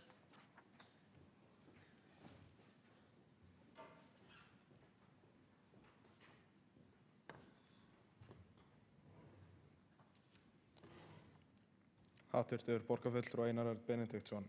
Mig langar til að spyrja, er stefnan að hækka fargjöld enn meira, svona á næstunni? Svo langar mig enn og aftur til þess að minna á það, ég ætlast alls ekki til þess að kortin verði frí. Það er nú kannski fullmikið, en það er aðalega bara þessi skipting haust og vorönn. Ég nefndi nú ekki sumarönn, en það er mjög sniðugt, og einnig að hafa kortið fyrir allt árið. Svo eitt svona lokum, þetta á kannski meira við, eða spurning til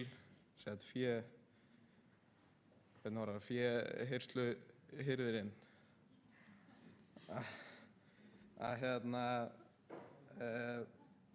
ég veit ekki hvort það er rætt eða eitthvað svoleiðis, hvort það sé eitthvað möguleiki á að þessi kortalán séu vaxtalaus.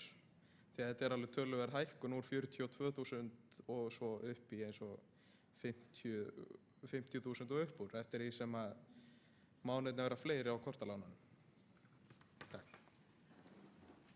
Þá hefur Sigurður Einar Jónsson, fulltrúi í Reykjavíkurráði ungmenna, veitt ansvar og þá svarar ansvari borgarfulltrúi Einar Örn Benediktsson.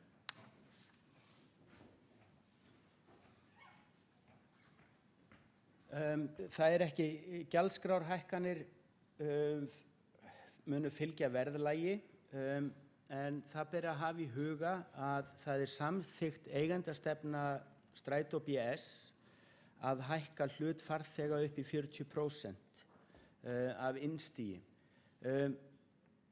Til þess að þegar það gerist að þá hefur það verið mjög nauðsynlegt að þjónustan sé bætt, að við séum að slá í byggjuna en ekki að draga úr þjónustu.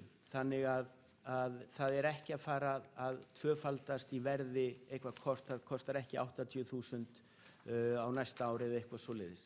Þannig að það er ekki í eigendastefnunni hvað eigi að taka langan tíma að ná upp í 40%. 7% hækkun, þá er það kannski 1% stig, þannig að kannski næstu 10 árum þá verður þetta komið upp í 40%.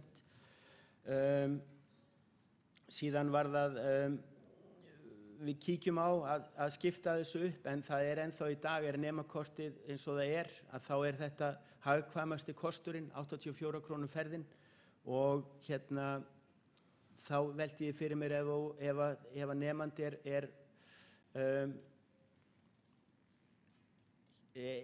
vill bara fá haustkortið, hvað gerir hann þá eftir jól? Á vorun ætlar hann þá að fara bara á bílnum allt, eða þú veist, af hverju þyrfti það að vera bara fyrir önnina? Ef við erum að hugsa Reykvíkinga, þurfa þeir ekki að ferðast allt árið í Reykjavík, þannig að það er bara svona eitthvað sem að ég þyrfti aðeins að fá nánari svör við. Þá hefur Einar Örn Benediktsson svarað ansvari og þá veitir ansvar öðru sinni fulltrúi Reykjavíkurráðs ungmenna Sigurður Einar Jónsson.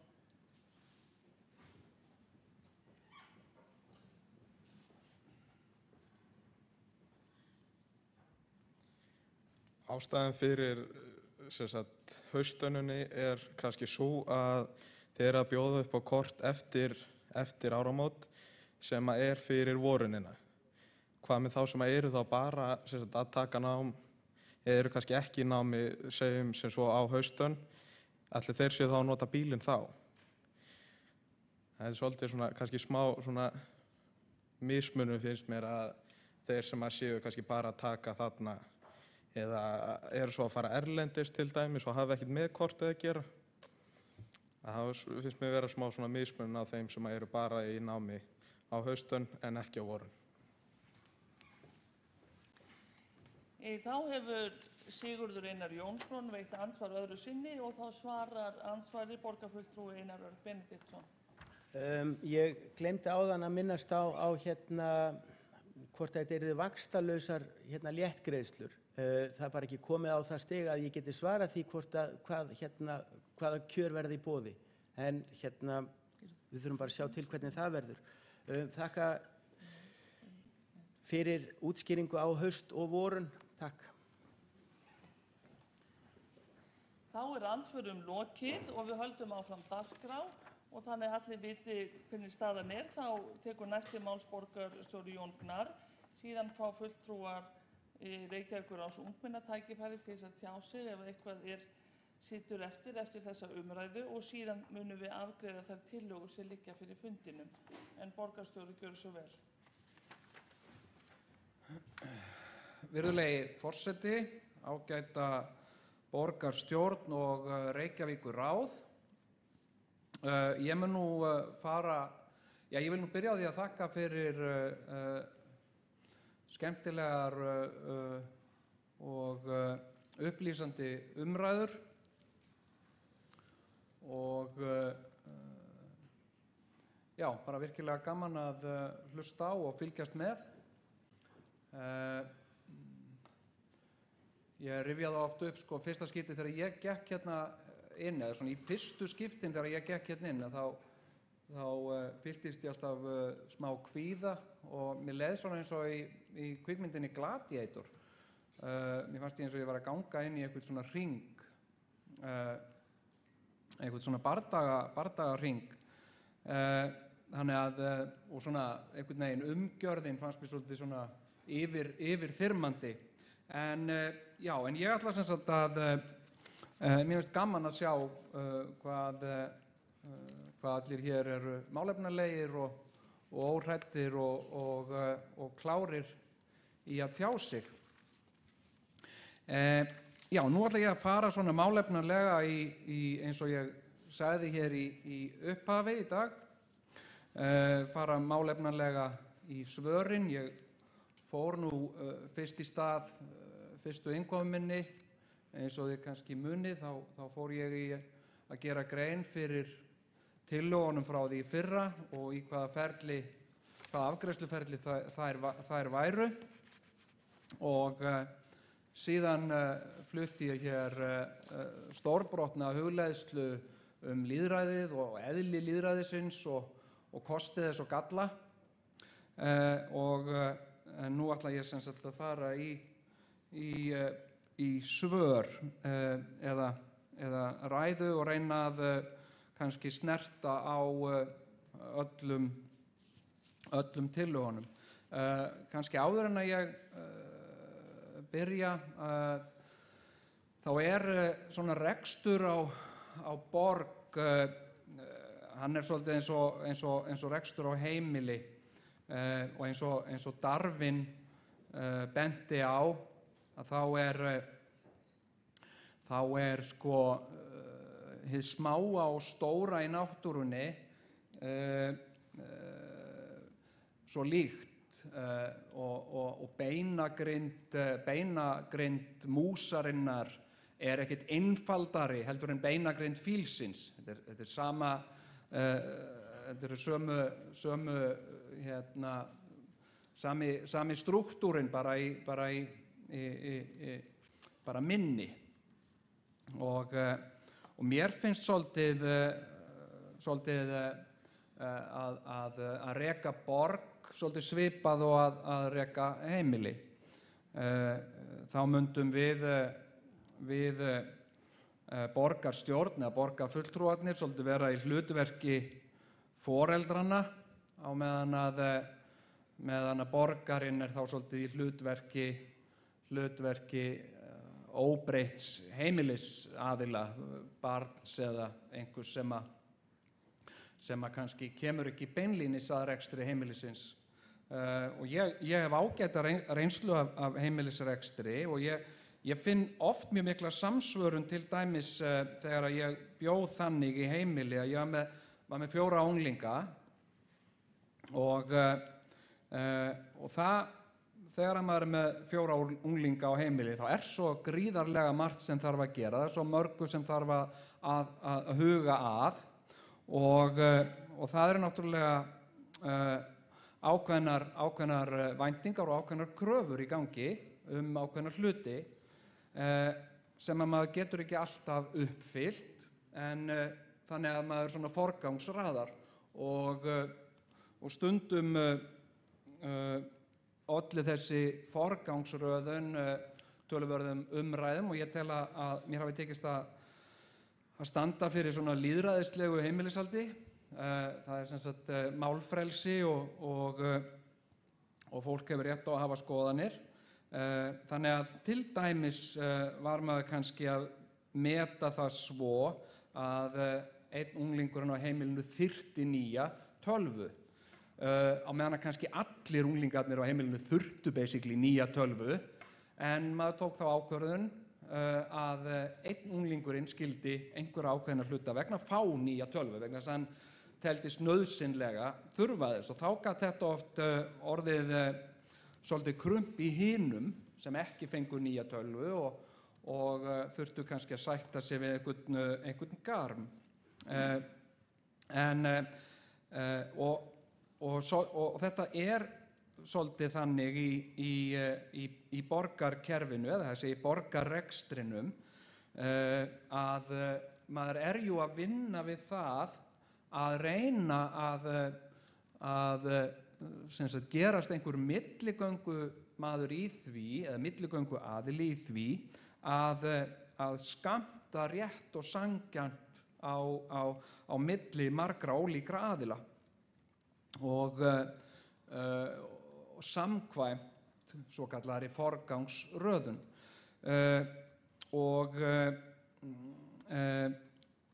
auðvitað markmiðið með starfi borgarinnar að hún sé sífellt að bæta sig. Það að segja borgin sé að verða betri og hún sé að þjónusta sína íbúa betur og fólki líði alltaf smá betur. Og það verður vissulega ekki gert 1, 2 og 3, það tekur tíma og svo kemur þessi forgangsröðun. Og það jú þannig að það til dæmis hugtak sem að ég lærði fljótt og maður heyrði mikið þegar maður byrjar að vinna hér innan borgarkerfisins að þá talað hugtakið að því fylgi fjármagn og það þýðir á svona stjórnkerfis tungumáli að hugmynd bara hugmynd þangað til henni fylgir eitthvað fjármagn og flestar hugmyndir eru útgjalda auki og Kristinn Jóhannsson flutti hér tillöguna bætta lífsleikni kennslu og það hefur verið metnaðarmál borgaryfirvalda að og ekki bara þessa meirihluta held ég að það sé nokkuð þverpólitísk skoðun líka að það þarf að auka í skólakerfinu vægi lífsleikni og vægi skapandi greina. Og við höfum reynt að vinna því eftir fremsta megni og auðvitað það langt frá því að vera fullkomið en við erum náttúrulega sem sveitarfélag náttúrulega bundin af aðalnámskrá. Aðalnámskrá sem sagt eru lög reglur sem að Alþingi setur eða menntamálaráðuneyti ákveður, Alþingi samþykkir og síðan okkur sem sveitarfélagi gert að reka skóla samkvæmt aðalnámskrá, uppfræða börn samkvæmt aðalnámskrá og maður ekkert alltaf alveg allir á eitt sáttir að aðalnámskrá sé alltaf alveg frábær en við þurfum að fylgja henni. Ég hef verið óhræddur við að tjá mig mína persónulegu afstöðu til uppfræðslu, til skólakerfisins og tjáði mig það bæði hér og annar staðar. Og mér finnst til dæmis að í ljósi vaxandi vægis samskipta í öllu okkar lífi að þá þurfum við líka að auka vægi kennslu í samskiptum. Vegna þess að skólakerfið á náttúrulega undirbúa okkur, vopna okkur fyrir lífið og mennta okkur til þess að vera hæf og fær til þess að takast á við áskoranir þá sérstaklega í starfi og það þannig og það bara staðreynd að stærsta vandamál á öllum vinnustöðum eru samskipti. Flest ágreiningsefni sem koma upp á vinnustöðum varða samskipti. og helsta ástæða þess að fólki sagt upp störfum eða segir upp störfum eru samskipti og sem svolítið merkilegt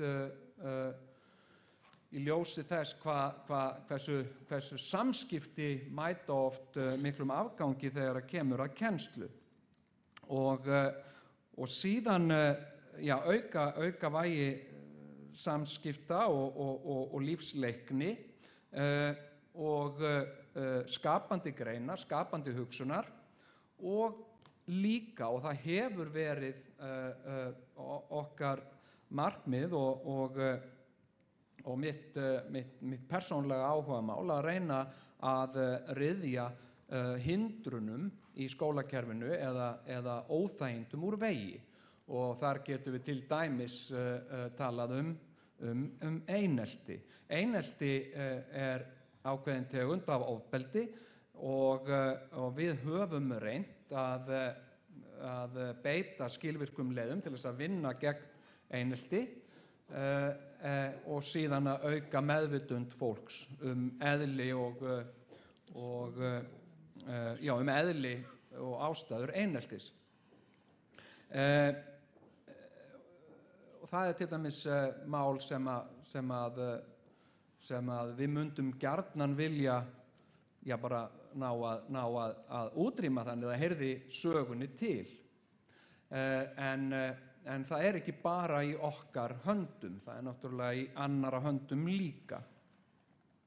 Annað mál til dæmis varðandi það sem er verið að kenna í skólunum og sem mér finnst ástæða til þess að benda á, til dæmis varðandi áherslur, til dæmis tökum sem dæmi dönskukennslu. Ég vil skólakerfi sem býður upp á meiri sveigjanleika, sem býður upp á einstaklingsmiðaðara nám og meiri möguleika, meiri valmöguleika fyrir foreldra og nemendur. Og ég hef til dæmis tekið sem dæmi dönsku. Mér finnst að þetta eigi að vera fag sem að börn og foreldrar eigi að geta valið telji þeir þetta áhugavert eða nauðsynlegt að læra dönsku. Dönsku kennsla eða dönsku nám er mörgum börnum og unglingum gríðarlega erfiður áfangi og þá sérstaklega börnum og unglingum sem eru 2, 3 eða jafnvel 4-tengd. Og það er jú þannig að með vaxandi fjölda fólks af erlendum uppruna sem flyst til og býr hér í borginni, að þá fjölgar þeim sem að tala annað móðurmál heldur en íslensku og jafnvel 2 móðurmál. Það er að segja 1 móðurmál og 1 föðurmál.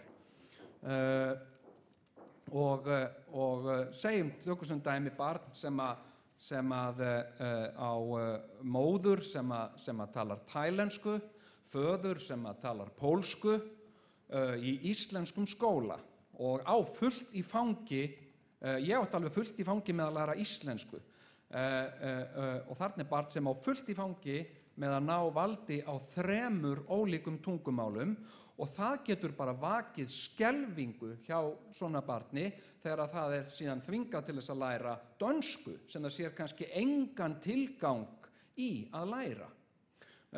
Og undir þeim formerkjum að hugsanlega muni þetta barn þegar það fullorðnast vilja halda til Danmerkur til háskólanáms sem er fjarstæðukennt fyrir þetta barn vegna þess að það myndi miklu frekar fara til Póllands eða Tælands í háskólanám til að tengjast þá betur þeim menningar heimi þar. En þetta er skylda og við höfum í grunnskólum Reykjavíkur, þar höfum við gefið börnum afslátt af því að þurfa að læra dönsku. En það bitnar síðan á þeim þegar að þau sækja nám í framhaldsskólum vegna þess að þegar þú sleppir við að læra dönsku, þá dregur það, þá kemur út, sem sagt dönsku einkunnin kemur í 0, dregur niður meðalengunina, þannig hún skerðir möguleika þína á því að sækja í menntaskólum. Og þannig það er sko, það margt mjög flókið. Þetta finnst mér til dæmis gríðarlega ósanngjarnt og þetta í rauninni bjarnargreiði. En ég myndi vilja sjá skólakerfi sem væri opnara, sveigjanlegra, með meiri lífsleikni, með meiri sköpun og miðað að einstaklingsmiðuðum þörfum. Þannig að ég styð bætta lífsleiknikennslu. Jessi Jónsdóttir flutti tillögu bætt félagsmiðstöðvarstarf og tel ég það líka vera eitthvað sem að ég og borgaryfirvöld deilum áhuga á og það þá sérstaklega í sínu máli lagði Jessi áherslu á til dæmis aðgengismálin og það jú gríðarlega stórt mál. Við höfum verið og borgin að verða aðgengilegri en enn mjög víða pottur brotinn og sérstaklega vegna þess að húsnæði sem upphaflega tekið í notkun eða hannað hreinlega ekki hannað með aðgengi í huga og það komin starfsemi sem á sér kannski langa hefð og langa sögu í húsnæðinu og síðan verður þetta gjarnan spurning tilkostnað og hvernig kostnaðurinn skiptist og borgarfulltrúi Júlíus Vífill Ingvarsson minntist hér áðan á Eddu Heiðrúnu Backman í sínu tali og hennar ágæta starf fyrir því að vekja athygli á aðgengismálum almennt og ég fór með Eddu Heiðrúnu fyrir ekki svo löngu síðan niður Laugaveginn í rafmagnshjólastól og við könnuðum aðgengismál að verslunum á Laugaveginum og og skoðum þar sem aðgengismál voru góð og líka þar sem aðgengismál voru slæm og það náttúrulega auðvitað viljum við búa í samfélagi þar sem að ríkir algjört jafnrétti og allir hafa jafnan aðgang að borginni og við að vinna í því. Það ekki þannig en við að vinna okkur í áttina að því. Og ég til dæmis, við stoppuðum við aukt húsnæði á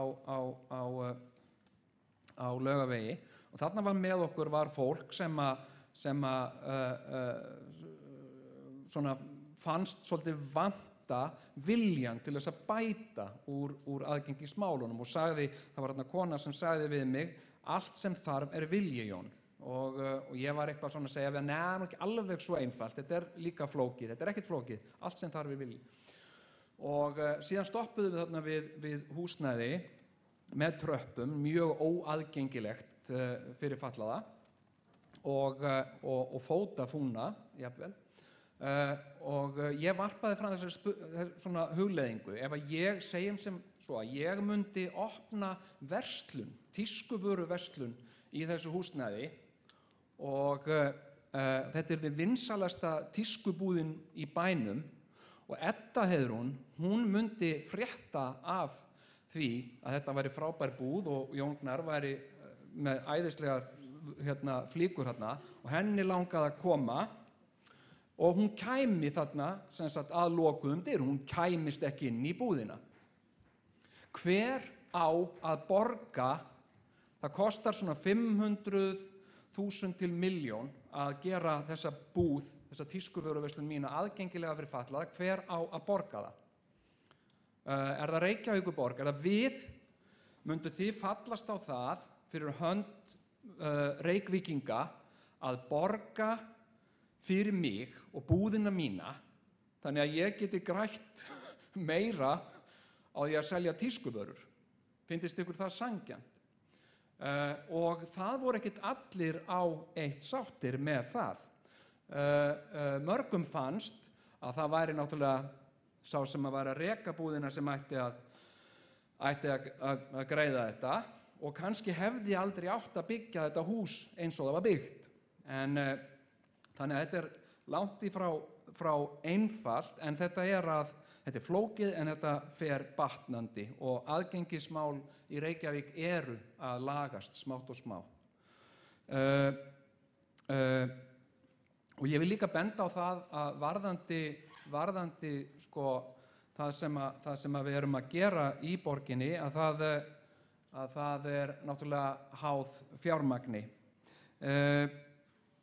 Og þá mér finnst bara stundum svo gaman í borgarstjórn og gaman að ræða og fræða og svara, en maður hefur ekki alltaf nægilega mikinn tíma. Það nú fleira sem ég ætlaði að ræða hérna, en tíminn er rokinn frá mér.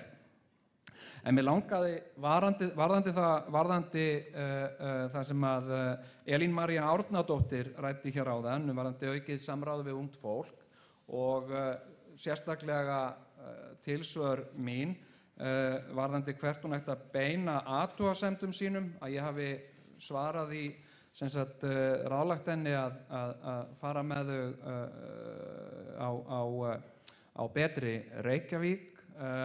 Það er þá bara minn misskilningur og biðst bara afsökunar á því, en ef ég heyrði rétt þá var borgarfulltrúi Kjartan Magnússon hér áðan í pontu að biðjast afsökunar fyrir mína hönd og ég þakka honum það, en það er þá búið að gera það tvisvar.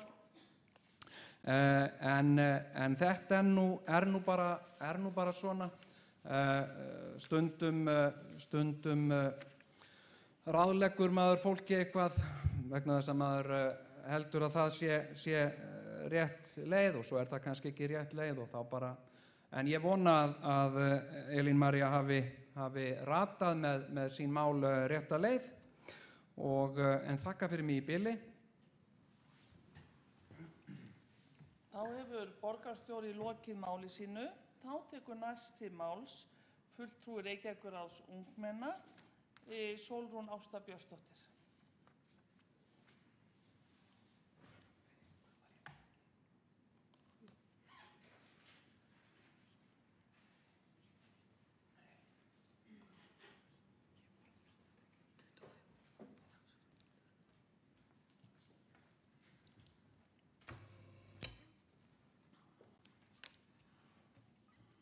Virðulegi forseti, ég vil árétta vegna þess sem borgarfulltrúi Júlíus Vífill Ingvarsson sagði áðan. Eins og ég sagði áðan, þá er Grafarholt og Úlfarsdalur virkilega góð hverfi með góðu virku fólki og mér fannst verkefnið, Holtið heima, mjög jákvætt verkefni. En það var bara samt einstakt tilvik og ekki mikið gert síðan. Og það kofir ekki þjónustuskortinn eða hversu dautt hverfið er. En þá er ég að meina að fólk fer ekki út og upplifir hverfið sitt. Vegna veðurs, þá er ég að meina voðalega vont veðurs og það er ekkert skjól í Grafarholtinu eða rusl. Og það er vandamálið sem þarf að skoða. Þá kem ég að því sem borgarfulltrúi Einar Örn Benediktsson sagði. Ruslið er á svæðum sem borgin á, eins og í ruslaskóginum, í Leirdal og skólalóðum og borgin á að taka til á þessum svæðum, þetta er þeirra ábyrgð. Það er ástæða fyrir því að ruslaskógurinn sé kallaður ruslaskógur. Það er út á rusli og frá því að hverfin voru byggt upp hefur aldrei verið tekið til á þessum svæðum sem ógeðslegust eru. Og núna verður að bæta úr því sem fljótast ef einhvern tímann á að gera eitthvað í því. Takk fyrir.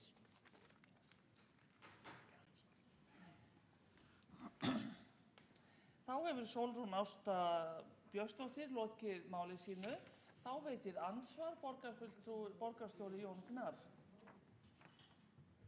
Virðulegi forseti. Það er andsvar, býttu augnablik, Sólrún Ásta Björnsdóttir, það er andsvar við ræðu þína.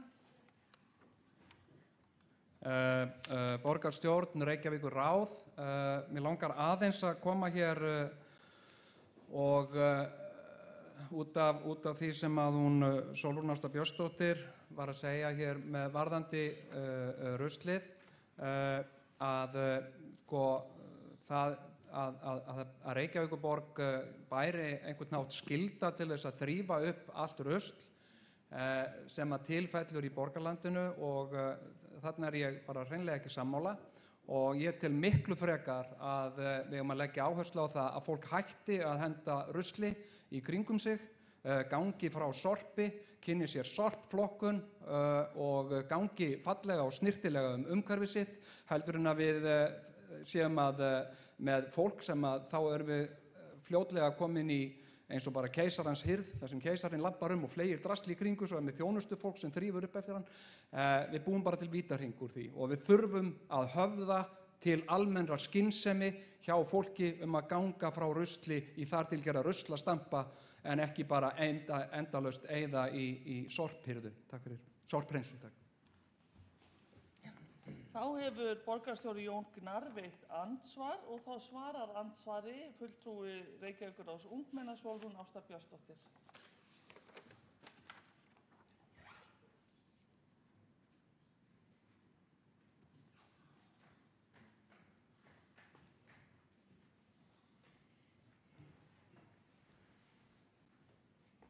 Virðulegi forseti, ég algjörlega sammála því að það beri náttúrulega skylda þeim sem henda ruslinu, þau beri náttúrulega skyldu ábyrgð á því. En ég vildi bara segja að þetta rusl ekki eftir fólki sem býr í Grafarholtinu, þetta eftir byggingamennina sem byggðu upp hverfið. Þetta rusl sem hefur verið hérna síðan hverfið fór í uppbyggingu, alveg frá byrjun og það bara, það var aldrei verið tekið til og já, það bara mjög ógeðslegt. Takk fyrir. Þá hefur fulltrúi Reykjavíkurráðs ungmenna Sólrún Ásta Björnsdóttir lokið við að svara andsvari. Þá veitir stutta athugasemd borgarfulltrúi Júlíus Vífill Ingvarsson.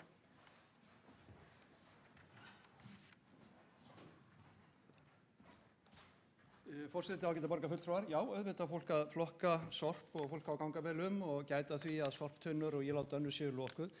En mér finnst eiginlega bara alls ekki við hæfi að hér kemur borgarstjórinn upp og fer að segja að þetta ekkert okkur að kenna, við ekki að sjá þetta, það rusl þarna Reykjavíkurborg á ekki að sjá það, þið bara sjáum þetta sjálf, þið bara ganga betur Þetta er náttúrulega algjörlega óþolandi. Auðvitað á Reykjavíkurborg að þrífa upp það rusl sem að til fellur og engum sérstökum að kenna. Stundum það bara vindurinn sem veldur því að það fer eitthvað á hvolf, það gerist eitthvað og það fýkur rusl. Við getum ekkert verið að loka augunum fyrir því. Því miður það svo að Reykjavíkurborg hefur ekki verið þrifin, það hefur ekki verið þrif Reykjavíkurborg með sama hætti og hefur á undanförnum árum, á þeim árum sem þessi meirihluti hefur verið við lýði. Og ég hefur verið hér við völd fyrir ekki við. Þannig að mér finnst það menn verða bara hísja upp sér buxurnar og verið ekki alltaf að horfa eitthvað annað og þrífa þessa borg og vinda sér í það og horfast í við sannleikann. Þá hefur Júlíus Vífill Ingvarsson veitt stutta athugasemd. Ekki hafa fleiri fyrirgefiði. Þá hefur borgarfulltrúi Einar Örn Benediktsson beðið orðið. Veitt andsvar við ræðu Sólrúnar Ástu Björnsdóttur. Fyrirgefiði, gjörðu svo vel Einar Örn Benediktsson.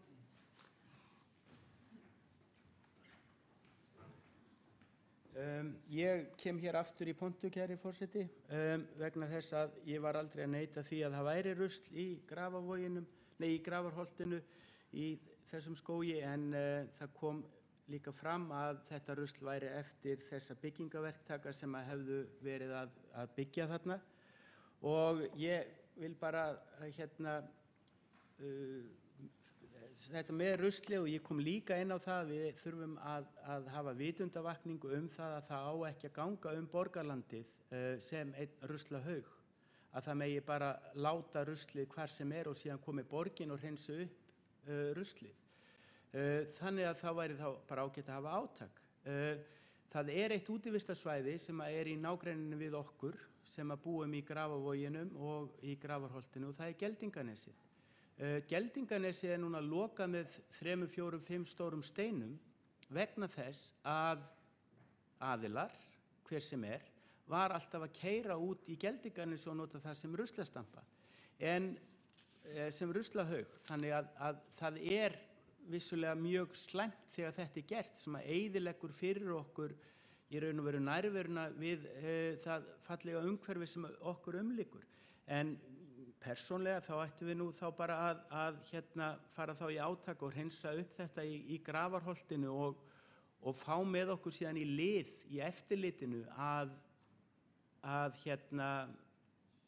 þeir sem koma þarna og eru að henda rusli, að þá væri hægt að taka með snjallsíma myndir af viðkomandi og senda Reykjavíkurborgar, þá væri hægt að senda sorphirðu eða sorpruslagjaldi til þeirra. Þannig getum við virkjað íbúa í því að fylgjast með sóðanum og gerum sóðaskapinn útlægan. Takk. Þá hefur Einar Örn Benediktsson veitt andsvar. Nú andsvörum lokið. Þá tekur til máls borgarfulltrúi Kjartan Magnússon.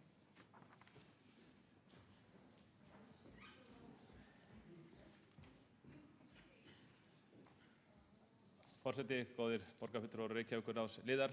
Ég ætlaði bara að koma hingað upp til að koma á framfæri að við höfum rætt hvernig að afgreiða tillögu okkar sjálfstæðismanna hér á eftir og það rætt að vísa henni til umsagnar Reykjavíkurráðs ungmenna og sem gefið umsögn málið og síðan kom hún til endanlegrar afgreiðslu í borgarráði.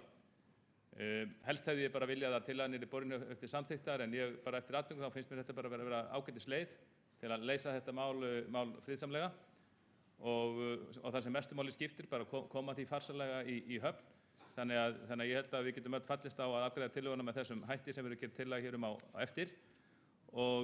En ég vil samt að koma fram líka að í umræðunum hérna áðan var eins og að vera látið í það skína að þessi ótrúlega töf í málinu, 2,5 árs töf, væri að einhverju leyti Reykjavíkurráði ungmenna að kenna og ég vil bara koma fram að það alls ekki minn skilningur. Minn skilningur sá að það sem fyrst og fremst meirihlutanum í Reykjavík að kenna að tillagan hafi tafist og hrakurrýrst borgarkerfi í 2,5 ár.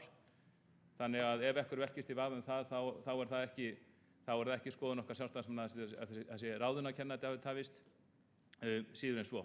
En ég vona bara að þetta mál komist farsællega í höfn. Þakka fyrir góðar umræður í dag og vonast til að sjá ykkur öll seinna meir í pólitíkinni. Þá hefur Kjartan Magnússon borgarfulltrúi lokið máli sínu og þá veitir andsvar borgarfulltrúi Eva Einarsdóttir. Forseti, nú veit ég ekki alveg í hvern borgarfulltrúin Kjartan Magnússon vísar í, en ef það hefur hljómað úr mínum munni eða þá fyrir hönd Oddnýjar Sturludóttur sem kom líka borgarfulltrúi sem kom inn á máli, þá svo sannarlega það alls ekki á höndum Reykjavíkurráðs ungmenna að frestun hafi orðið, svo sannarlega ekki. Bara svo það sé algjörlega skýrt og það liggur algjörlega okkar megin. Þá hefur borgarfulltrúi Eva Einarsdóttir veitt andsvar. Ekki hafa fleiri hvatt sér hljóðs undir þessum lið og þá komið að því að afgreiða þau mál sem liggja fyrir.